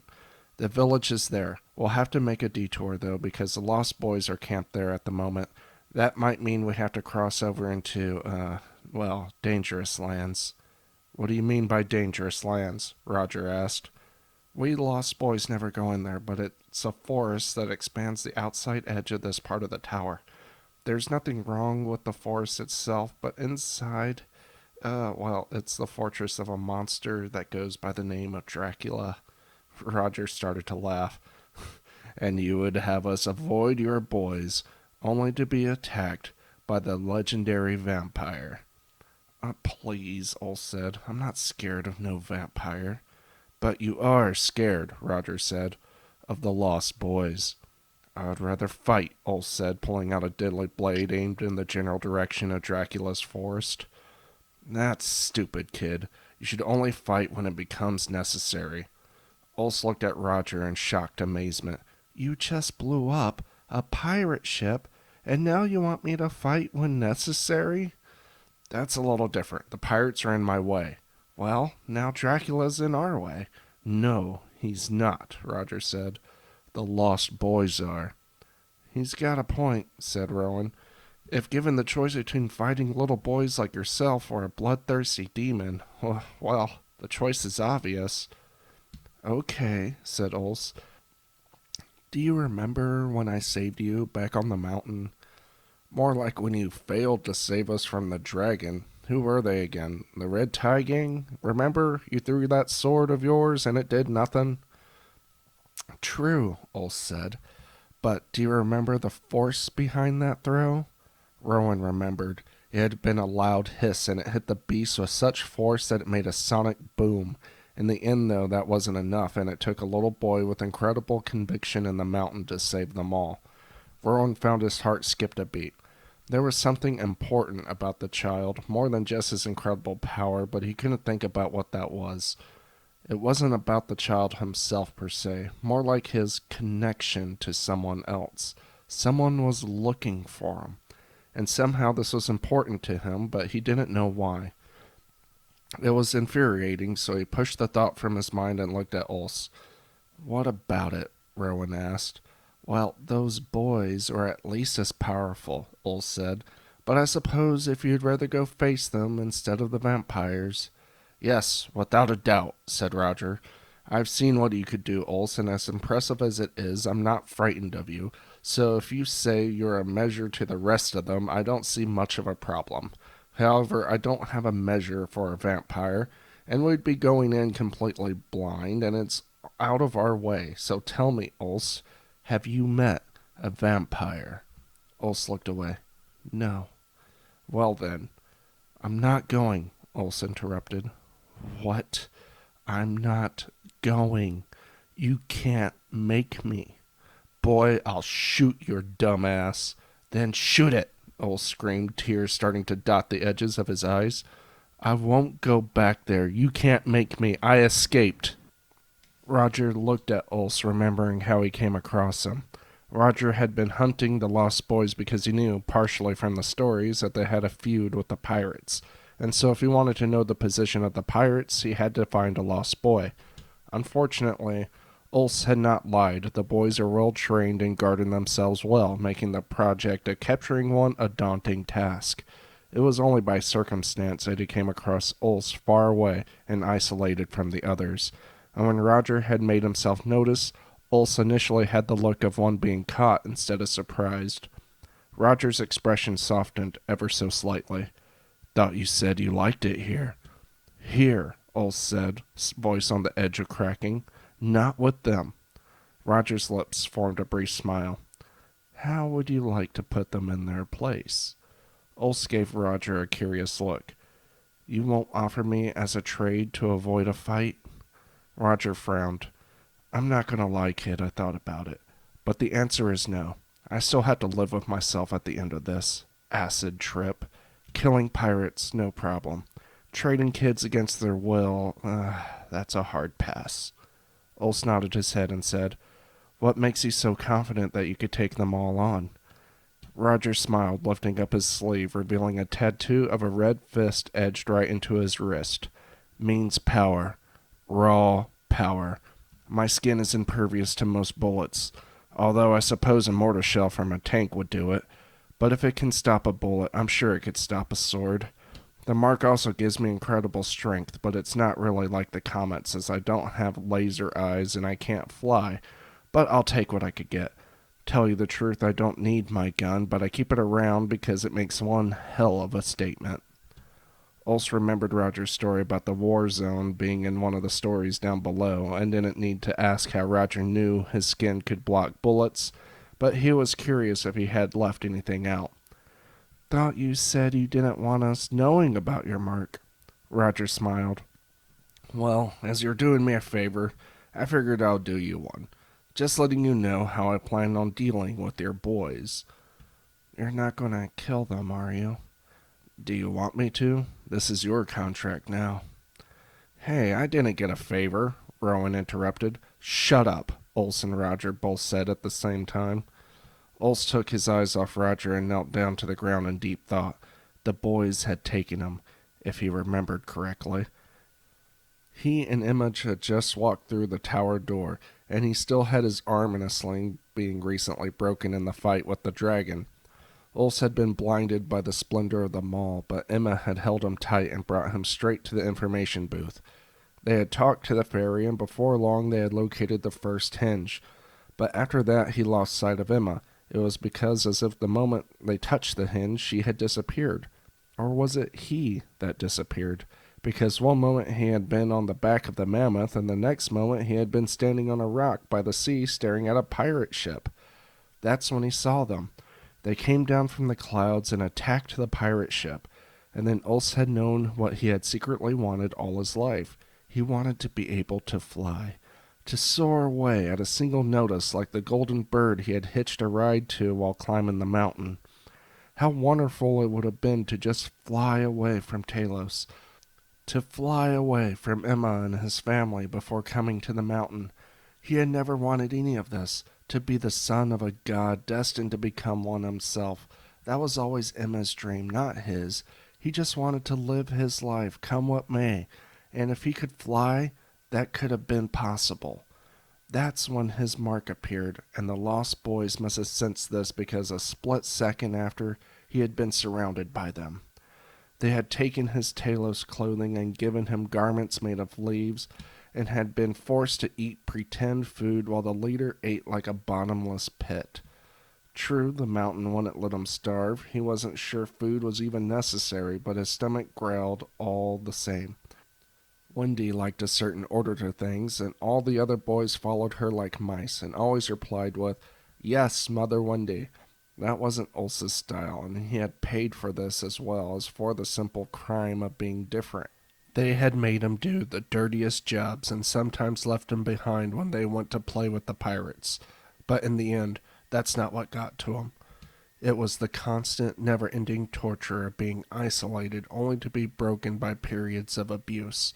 Once Wendy had locked him up in a bird cage during dinner and gave the boys rotten fruit to throw at him, and they chanted, "Broken bird, broken bird, broken bird," as they smashed the fruits against the iron cage. There had been other abuses as well, but it was the chant, "Broken bird," that had stuck with him. He wanted them dead, he knew that. But if he ever saw Emma again, how could he face her? For the first time since their separation, he truly missed his friend and desperately wanted her advice, even if at times he wanted to run away from her. Wendy never allowed other girls, and so deep down he always knew that one day he would have to leave to find Emma. But to kill them? Whatever lengths of bullying they went to, were they killers? No, and neither was he. Ulse nodded his head slowly. "I want them to know they can't hurt me anymore. I don't want to kill them. I just want them to know that I kicked their asses." Roger grinned wildly at this. "Then let's plan this out." O stumbled out into the clearing where he knew the Lost Boys would have seen him, and waited, listening to the sounds of the forest. He found a rotting log and took a seat, watching as squirrels chase each other up trees, each one carrying nuts to store for a winter that would probably never come. He was sure the squirrels knew this, just as he knew that the Lost Boys probably suspected something was up. But like the squirrels and their nuts, he knew the boys would take the bait. It was in their nature to do so. Ulse wasn't disappointed. "Broken bird," said a laugh emerging beyond the trees. "We were just out looking for you. Thought you would have managed to get further than this." "It's broken, remember? He was probably hiding somewhere thinking we couldn't come back this way," said another boy's voice. "Doesn't matter," said the first. "Desertion is desertion, no matter how far he managed to crawl." "I don't remember agreeing to stay forever," Ulse shot back. "The mark on your arm is your agreement," the first boy screamed. "Really?" Ulse said, holding out his arm to the forest in the general direction of the voices. "Then come and get it." The boys started laughing. "You think we don't know you're up to something, Bird? We found your friend hiding in the bushes already and have him tied up with us." Ulse found himself slightly tense but relaxed when they said, "What a broken bird idea to have a pirate as a backup." Ulse let loose a sigh and thought, "Really, Rowan? You went and got yourself caught? You really are a Mike, aren't you?" "I warn you," Ulse said. "Let him go, or I'm sure he'll find something he's good at and come after you." Come to think of it, Ulse thought, couldn't Rowan have just swam them to the village with this mark the entire time? Well, he was here now, and at this point it couldn't be helped. This was happening. The two boys came out of the forest, then, dragging with them a tied-up Rowan. He was gagged, and the rope seemed tight, but his eyes seemed rather calm and collective, which told Ulse Roger had told him to get caught on purpose. Still, his calm collective made Ulse rather mad. An actor, Rowan was not. "So, what is it that you two were planning?" the boys asked. Ulse shrugged and said, "We wanted to go after the Hinges together." That made the boys freeze. "The Hinges?" "Yep," Ulse nodded. The hinges, at least for the Lost Boys, was a taboo. No one spoke of the hinges, and Ulse had a feeling as of why.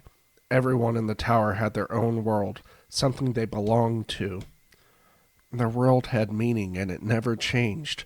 But to speak of the hinges was a reminder that the world everyone here lived in was nothing more than an illusion. It was world-shattering to think of the hinges for most people. Even though Ulse was sure everyone knew about them, it wasn't that they were a secret, it was the fact that everyone belonged somewhere and the hinges were a threat that could take that away. Oh, hell, Broken Bird. Mother won't like this. You should know better than to even think about that. Why not? Said Ulse. They do give you nightmares. The thought of what next make you cringe inside? The two boys didn't respond to this. Instead, they jumped him. Ulse didn't fight back. There were others in the trees, and any struggle would only make it worse. One boy pinned Ulse's arm behind him, and the other gave a solid blow into Ulse's stomach. Ulse let out an involuntary, painful sigh of air. Next was a quick jab to the eye, which Ulse knew was left bruised and blackened. You know, you're lucky, the boy said. Yeah, I feel lucky, Ulse said weakly. You're lucky, the boy continued, because you'll probably be alive when we are done with you. Just wait till we tell the pirate captain what this one was planning, the boy smiled, ruffling Rowan's hair. Ulse glanced at Rowan, who had turned a shade lighter at the mention of the pirate captain. Ulse shook his head. I think the pirates will be busy for a while. The boys laughed. We think they'll make time in this case. It's not every day a pirate and a lost boy jump ship together. You mean to go looking for the hinges? Stop talking about those things, the boy said, hitting Ulse in the other eye. Ulse felt his head snap back by the force of the boy's blow, and for a moment the world around him spun. It took Ulse a while to push himself back forward. Okay, Ulse breathed heavily. That was probably a mistake to mention. Just take me to Mother already. Ulse had been gagged, tied, and bound with Rowan, and now 4 or 5 lost boys were marching them through the forest. It was hard to tell exact numbers as the faces kept changing, and Ulse's mind swam with pained, dazed confusion. He could only hope that Roger was following closely. Then Ulse blinked, and he found himself being tied to a wooden pole surrounded with golden yellow hay. He glanced over and saw Rowan similarly tied to his own pole. So much for getting the pirates, Ulse thought. Ulse knew where he was. He was right in the center of the Lost Boys' huts they used to call Town Square. He fondly remembered chasing piglets here, playing ball games, watching as the others sang songs and as Wendy told them stories at night. Now being encircled by the stick and straw huts in the deep forest while dozens of the dirty-faced boys watched him, did nothing but bring a deep feeling of dread deep in his guts. He felt his throat lump up, and he had to suppress a cry when Wendy appeared amongst the faces of the boys. Broken Bird, she said, and suddenly Ulse didn't feel sad anymore. He felt instantly angry as the term Broken Bird brought back the bitterness in his soul. My name is Ulse of Talos, and I demand to speak to Peter, not his pet. This brought up a class of voices among the boys, who all turned angry faces to Ulse. Peter is indisposed, said Wendy. Ulse knelt his head back down. Of course he was. Come to think of it, Ulse had never even seen Peter. Not ever. Wendy had always been the one to relay Peter's messages. This strangely started to make him laugh. Does he even exist? Wendy's face scrouched up at this, and she said, Well, of course. How dare you insinuate that I would make someone up out of thin air? You do all the time. You're a storyteller, right? Boo! Boo! All the boys started to shout at once. Wendy hushed the boys and looked at Ulse with new curiosity. I knew you were dangerous. I was hoping that swift punishment would make you see the error of your ways, but I see now that that isn't possible. Normally, I would banish you, but that's what you wish for, isn't it? So we will need a different punishment for you. Don't tell me, Ulse said. You're going to light me on fire. Gross, Wendy said, shocked. What gave you that idea? Ulse suppressed another laugh as he looked at the hay that surrounded him. Oh, no reason, I guess. No, we're going to feed you to the crocodiles. That's it, Rowan said, breaking his silence. I'm done. You hear me, you screwed up excuse for a human being? I'm done. Roger came strolling out into the light then, smiling as if he was walking up greeting an old friend. Calm down, water boy. I wasn't going to let you get fed to the crocs. Maybe not, but I wouldn't put it past you to let them feed them my arm or something. That made Roger's smile wider. Wendy recovered from the shock of another stranger by yelling at the boys. I thought you said there were only two of them. It doesn't matter, Wendy yelled, interrupting the shuddering boy. Get him! What happened next happened fast. Roger's goal had never been to directly hurt the boys or Wendy. He made a beeline towards Ulse. Roger was strong, and a few unfortunate boys who had gotten in his way had paid the price for his strength. But he was also fast, and only a few of the boys had managed to get between Roger and Ulse. Roger grabbed both Ulse and Rowan's ropes. With a quick flick of Roger's fingers, the ropes snapped. You ready? Rowan said. I am, Ulse said as he landed on his feet. Roger then handed Ulse a long wooden club, and Ulse twisted it once the boys surrounded him.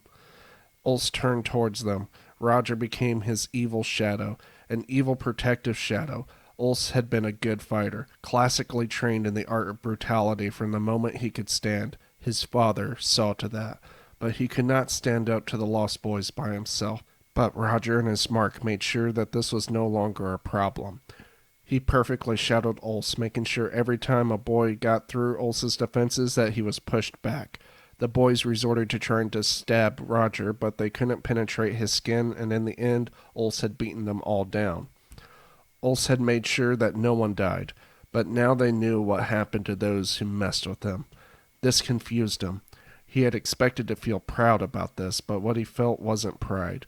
This wasn't like the times when he bested the other few children in Talos. He felt accomplished, but it was in a different way. It felt more as if a heavy chore had been done that he had been dreading, a dirty but necessary job that had to be done. Wendy stood watching them as her boys lay scattered around, all sporting new wounds that would make them groan in a few hours' time. What do you want? She said simply, visibly trying to control her shaking. Ulse took a brief look at her and said, Is Peter real? Wendy took a moment to gaze at him, and with a sigh she said, He was once. He changed his name to James and left for the Hinges ages ago, Wendy admitted, along with his friend Hook. If he still exists, I imagine he lives in Talos somewhere. After all, that's where you all want to go, is it not? She said in her harsh British accent. Haven't thought it that far ahead, Ulse said. I was just curious, really. Now let me see your mark. What? Wendy said, shuddering, taking a step back. I've never seen you fly on your own, Ulse said, so let me see your mark. Wendy hesitated and stole a glance at Roger, who gave her a wicked smile.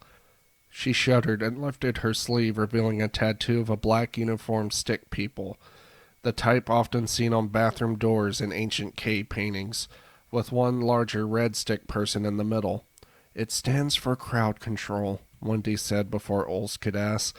Basically, I am very manipulative to a large crowds of people, giving me ability to control them. Obviously, it doesn't work on everyone, and never individually. Roger nodded approvingly, and Ulse started to feel slightly nervous, wondering if they had just gotten another member of the party. But in the end, Roger must have decided that this power was too dangerous, because he turned to Ulse and said, What's your plan? Have your boys take us to the Hinge, Ulse demanded. Wendy grimaced at the demand, but made no protest. Fine, but you must promise to never come back. Ulse smiled. If I do, you would have more to fear than I. The flight over had been awkwardly silent. Ulse, with the help of another, carried Roger, while two other boys managed to carry Rowan, who looked as if he had rather been anywhere else, turning a shade of sickly green. They found the village quickly and dropped them off at the center of town as Wendy had instructed them to do, and before long Ulse, Roger, and Rowan were alone in the center of the village, surrounded by artificial people the village spawned.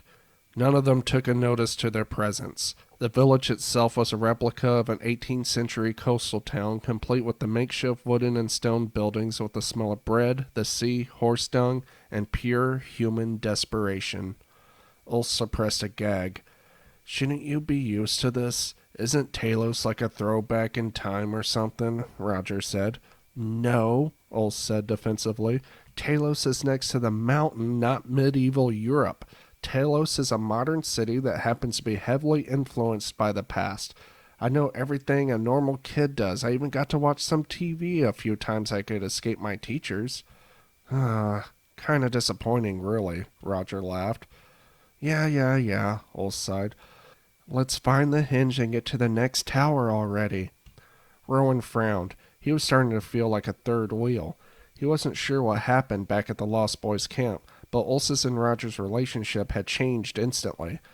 Ulysses had totally been Roger's prisoner and had even expressed slight anger at the idea of looking for the next hinge, but it had been Ulysses back at the village that had gotten the boys to bring them here.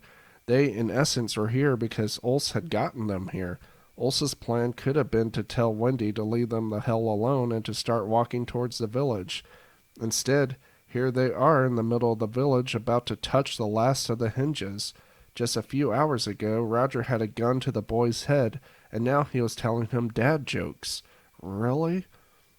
They started forward, and almost immediately their path was blocked by a booth that appeared out of nowhere.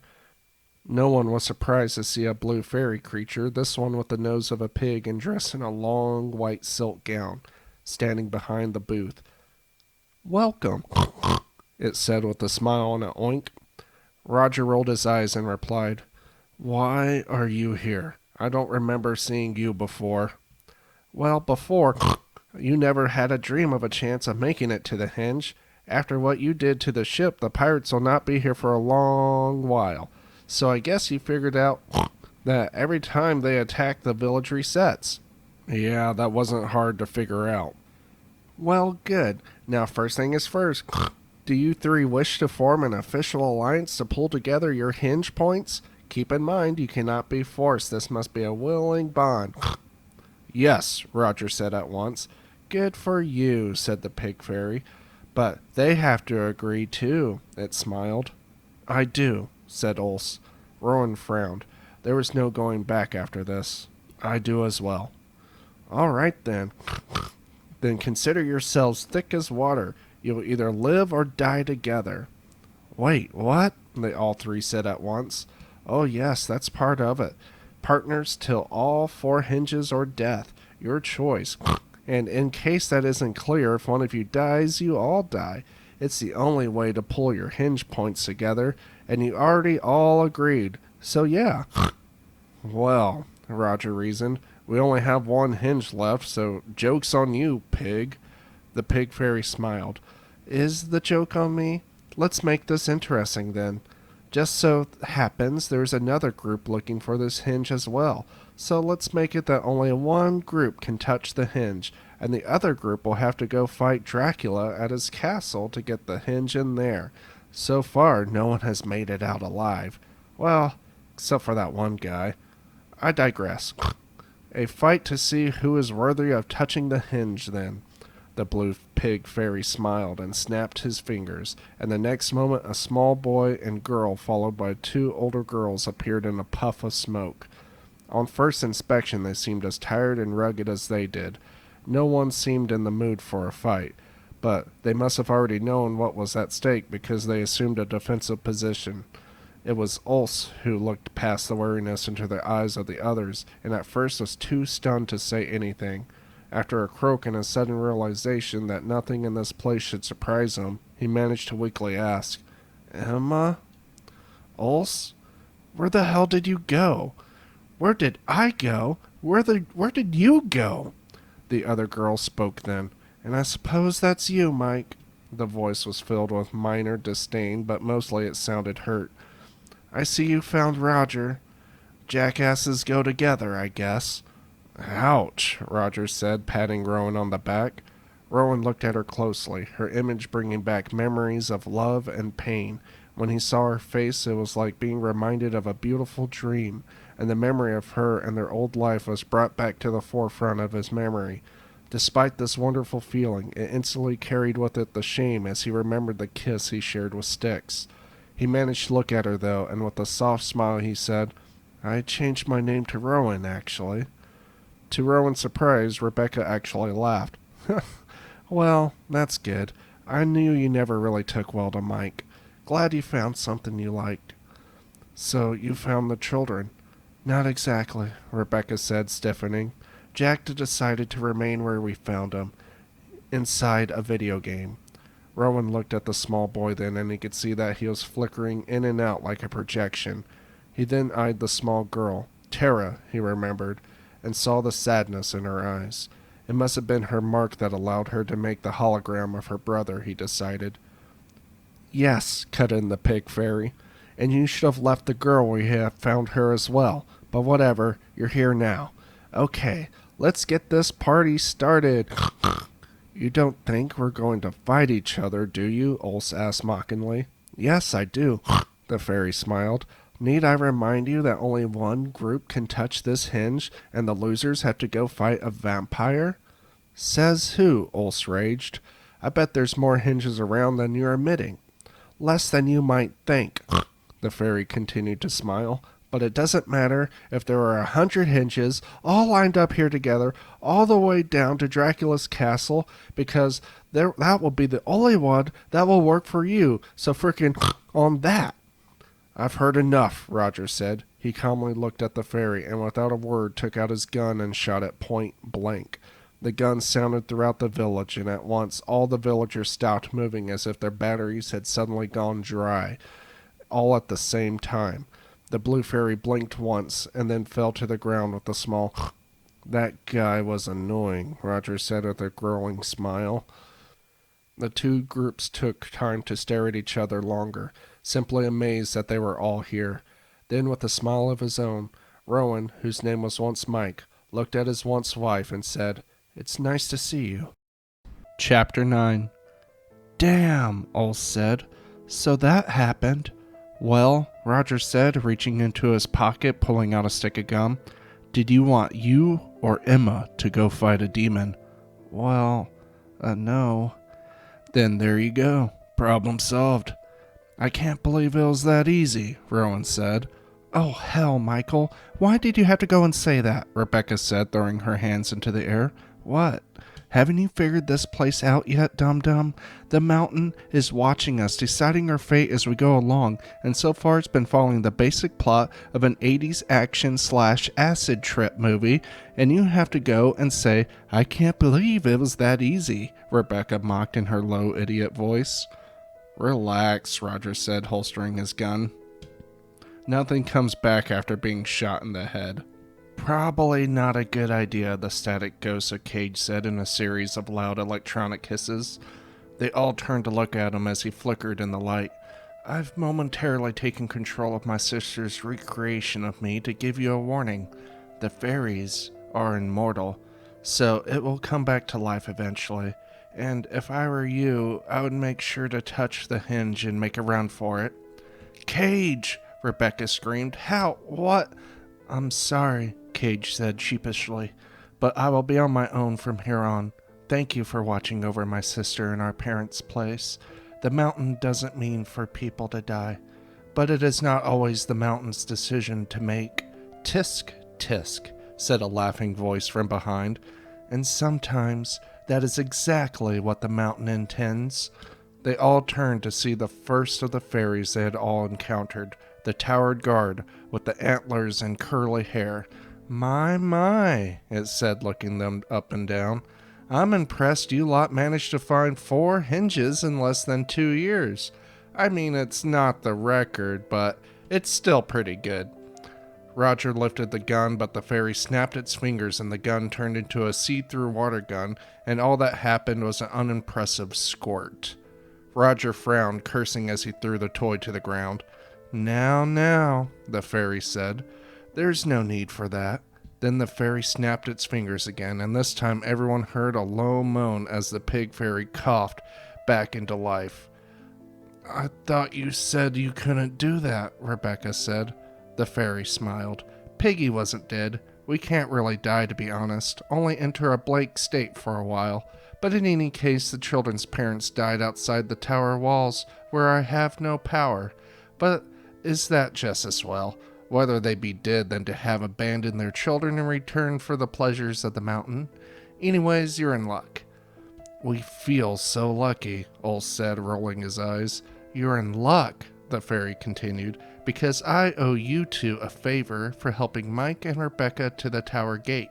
You are all responsible for harming one of us, and the rules say I have to punish you. But I owe you a favor. It doesn't quite balance out in your favor, but it doesn't mean you die. At least, not right away. Let me see. What was it that Cage was saying before I came along? To run. There was once a fluffy bunny who was accused of stealing all of the honey, but before he could attend to the jury, he had to take off in a hurry, for you see, the bear had such a fury. Run! Cage shouted again. Rebecca nodded, a hurt-filled face at Cage, and then she started to run, followed closely by the others. They all took turns touching the soft glowing white hinge. As they did, they heard the mechanical turning of a large door somewhere off in the distance. The space around them no longer was the Neverland forest, nor the dark trenches of Transylvania, or even that of the first tower. Instead, they were surrounded by an endless field of perpetual night fog, which reminded them all of the gray mist that surrounded the mountain itself. But this fog was cut by a bright light in the distance, and before them they saw a tall, curved golden door, wide open, its light bleeding through into the darkness. Tisk, tisk, said the blue fairy from behind them. Rebecca turned to see 1,000 of the blue fairies, each carrying a blunt weapon, from knives, bats, and even swords. We'll give you 10 seconds head start. I think that's fair, it said. Ulse grabbed Emma's hand and she glanced over at him. To her surprise, he didn't seem angered or frustrated. Instead, what she saw was the delight she had remembered him always having in all of his life or death situations. I found you. I was so afraid I never would, he said softly. When we reach the second tower, I'm cool calling it quits if you are. Emma smiled at him, taking his hand in hers. I'm cool with that. They started running, making their way towards the light. With each step, Ulf's confidence grew, and they were going to make it as the door of light grew larger in size. Then, without warning, Ulf's leg gave out underneath him and he fell to the ground. He cursed himself. How long has it been since he had been running anywhere? For the past 2 years he had done nothing but fly, and instead of giving his leg time to adjust, he had put all his body's incredible power into keeping stride with Emma. Now he could feel the bruised muscle inside his right calf, and he had to bite his tongue to keep from screaming out.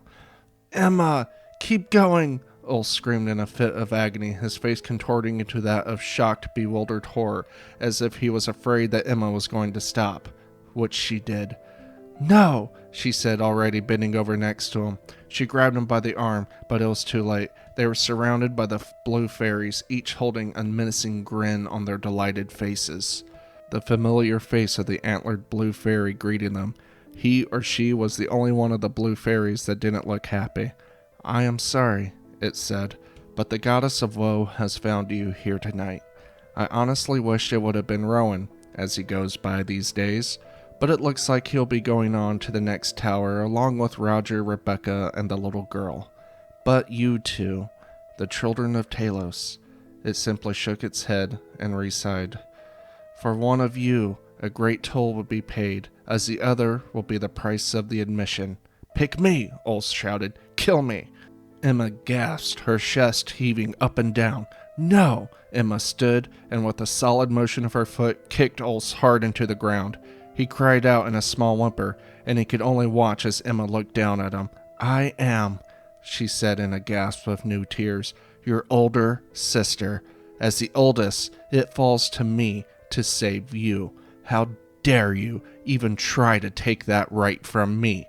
Emma turned to the antlered fairy and said, I will pay for his admission. Then without another word, Emma turned to the other fairies and rushed into the crowd, brandishing her fist as a mighty weapon. Ulf pushed himself up in time to see Emma's fist sink into the face of the nearest fairy. Then she was lost in a sea of blue limbs. He continued to watch the wave, like motions of the fairies where Emma had disappeared, hoping to see any glimpse of her fighting her way out. But he already knew.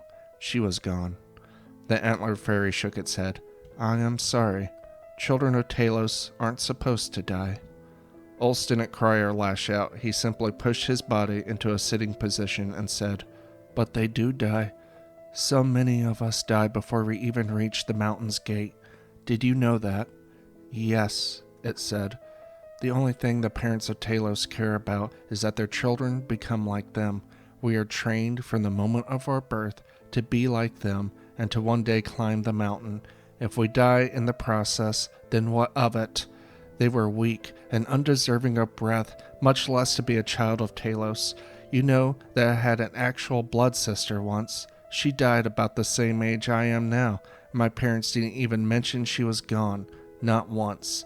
They only cleaned out her room and it was done. You know, I only know what a funeral is because of movies I used to sneak and watch. Emma and I gave her a funeral though. But that's not when she accepted me as her brother, even if at that moment I took her as my sister. No, she still only saw me as her friend's annoying little brother. Ulst took a deep breath and let out a slight laugh, and after a moment continued. Then one day, the same thing happened to her little brother, and he was just gone, like my sister was. We gave him a funeral too. Then after that, we truly adopted each other. Emma was as much my sister as anyone could be. She was there when I had to fight for my life in the Colosseum. She held my hand when I watched my best friend die from an infected wolf bite. She was there when I stole my father's car to try to escape the city. Then she was there when I got banished from my father's home, and she was there when I walked into the gate of the mountain. Do you understand what it is that you took from me? I don't think he can understand much of anything, Roger's familiar voice said. Ulst looked up to see Roger standing next to the antlered fairy, who didn't bother to give Roger a response. It only looked at Ulst and repeated, I am sorry. Then it disappeared. Roger scooped Ulst into his arms, finally seeing him for what he truly was, just a boy who had lost his last and only family member. Ulst did cry then, and Roger held him tight. I know, he said softly. I know. Roger carried Ulst towards the others, who were all gathered near the entrance of the gate. All had stopped and witnessed what had happened. Tara was sobbing, holding on the edge of Rebecca's leg. I will be your sister, she said, gasping between breaths. Rebecca and Rowan kept their heads down, each holding the other's hand with a solemn expression of pain etched into Rebecca, while a look of guilt plastered Rowan's. I, Rebecca said, wouldn't have made it far if Emma hadn't found me, she admitted. I am truly sorry, Ulst. Me too, Rowan said. Ulst nodded, still holding on to Roger. She isn't gone. Rebecca's face turned to sorrowful concern. Ulst. No, he said. My friend Roger is here to bring back his dead daughter in the second tower, right? Roger nodded. Yes. Then I can bring back Emma. Can the mountain really do that, though? Rebecca asked, looking at the bright gate behind them. Rowan shrugged. After everything we've seen, look at me. I have dark, lush hair and don't look a day older than 16. Why can't the mountain do that? Rebecca sighed. It's not that. I just don't want Ulst to. To what? He said in a low, angry tone. To get your hopes up. I loved Emma. This past year she has been my constant companion, and what I just saw now, Rebecca turned away, was not how a demigod of her heart and character should have gone. But she died protecting her family. We should all be so lucky to die for a reason. Some of us die pointlessly, she said, turning back to them, letting a single tear roll off her cheek. Ulst gave a slight nod of his head. Well then, what are we waiting around here for? Seeing how long it takes for Rowan to grow fat again? Roger had to stifle a laugh, and even Rebecca gave a snort. Rowan crossed his arms and said, See if I get tied up at a stake for you again, muchacho. But even he was smiling. Only little Tara remained sobbing, her face buried deep in Rebecca's leg, as they all turned toward the glowing door. Ulst motioned for Roger to set him down. As Els felt his weight, he winced at the sharp pain from his leg, but it was already healing. Being a child of Talos did have some benefits. He still felt the pain of Emma's death clutching at his heart and the immensity of his stupidity. What hadn't he simply flown Emma to the gate? Surely that would have been easier. He shook his head. Emma wasn't lost. There was a way to get her back, a way to save her. He clutched his fists, whispering, "I'll get you back, sister," and walked through the gate. Roger nodded his head once. He was proud of the kid. Not many people could suffer a loss and immediately pick themselves up to do what needed to be done, but Ulse just did. He kept his head level and remembered that there was a way out. Impressive. Perhaps, he wondered, when all this was over and his daughter was safely returned to his arms, he would invite Ulse and his sister to come live with them. They would need a place to stay, after all, and besides, who couldn't use a few demigods around the house? Roger smiled at the thought of his house being filled with happy children. "I guess I'll have to find them a mom," he told himself in a soft laugh, and followed Ulse through the door. Rowan watched as Ulse and Roger walked through the door. He was here, one step closer to living the rest of his life with Rebecca. But was that true? He had given up on her and even had forgotten about her. Worse yet, he had replaced her with the pirate girl. He felt the shame hit him in his gut and rip his insides, and it was worse than any wound he had ever suffered. Damn it all. If Rebecca had wanted to go find the children, he should have been willing to help her. He didn't feel at all like the handsome young man with water powers the mountain had made him. No, he felt every bit like dumb, fat Mike Rodriguez. That was little more than an office slave. This body, like his life with Rebecca, was all fantasy. He was really an overweight office worker and faces a life alone, maybe even eternity alone. It felt like he was back at the ocean spring, beneath the waterfall, only this time the water wasn't an inviting embrace, but a crushing weight of isolation. Had he really been basking in its dark, crushing waves? Rowan glanced over at Rebecca, who was staring at him curiously. "What is it?" she asked.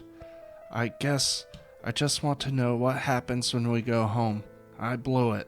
I should have helped you find the children. I know that now." Rebecca laughed, making Rowan look at her in shock. "You can do what you want, Rowan," she said. "For once in your damn life, you made a decision for yourself, and now you're apologizing to me about it. Well, Mike or Rowan, whoever you are, I didn't ask for a mindless slave to follow me around. When we got married, I expected you to make your own choices, not wait on me. So you can take your apology and shove it up your ass. As far as when we get home, how about we wait and decide then? After all, there is a whole other tower to get through that we know nothing about." Rowan nodded his head. "Yeah, I almost forgot about that." Rebecca's face hardened. "I haven't. Tell me something, Rowan. Does any of this make sense to you?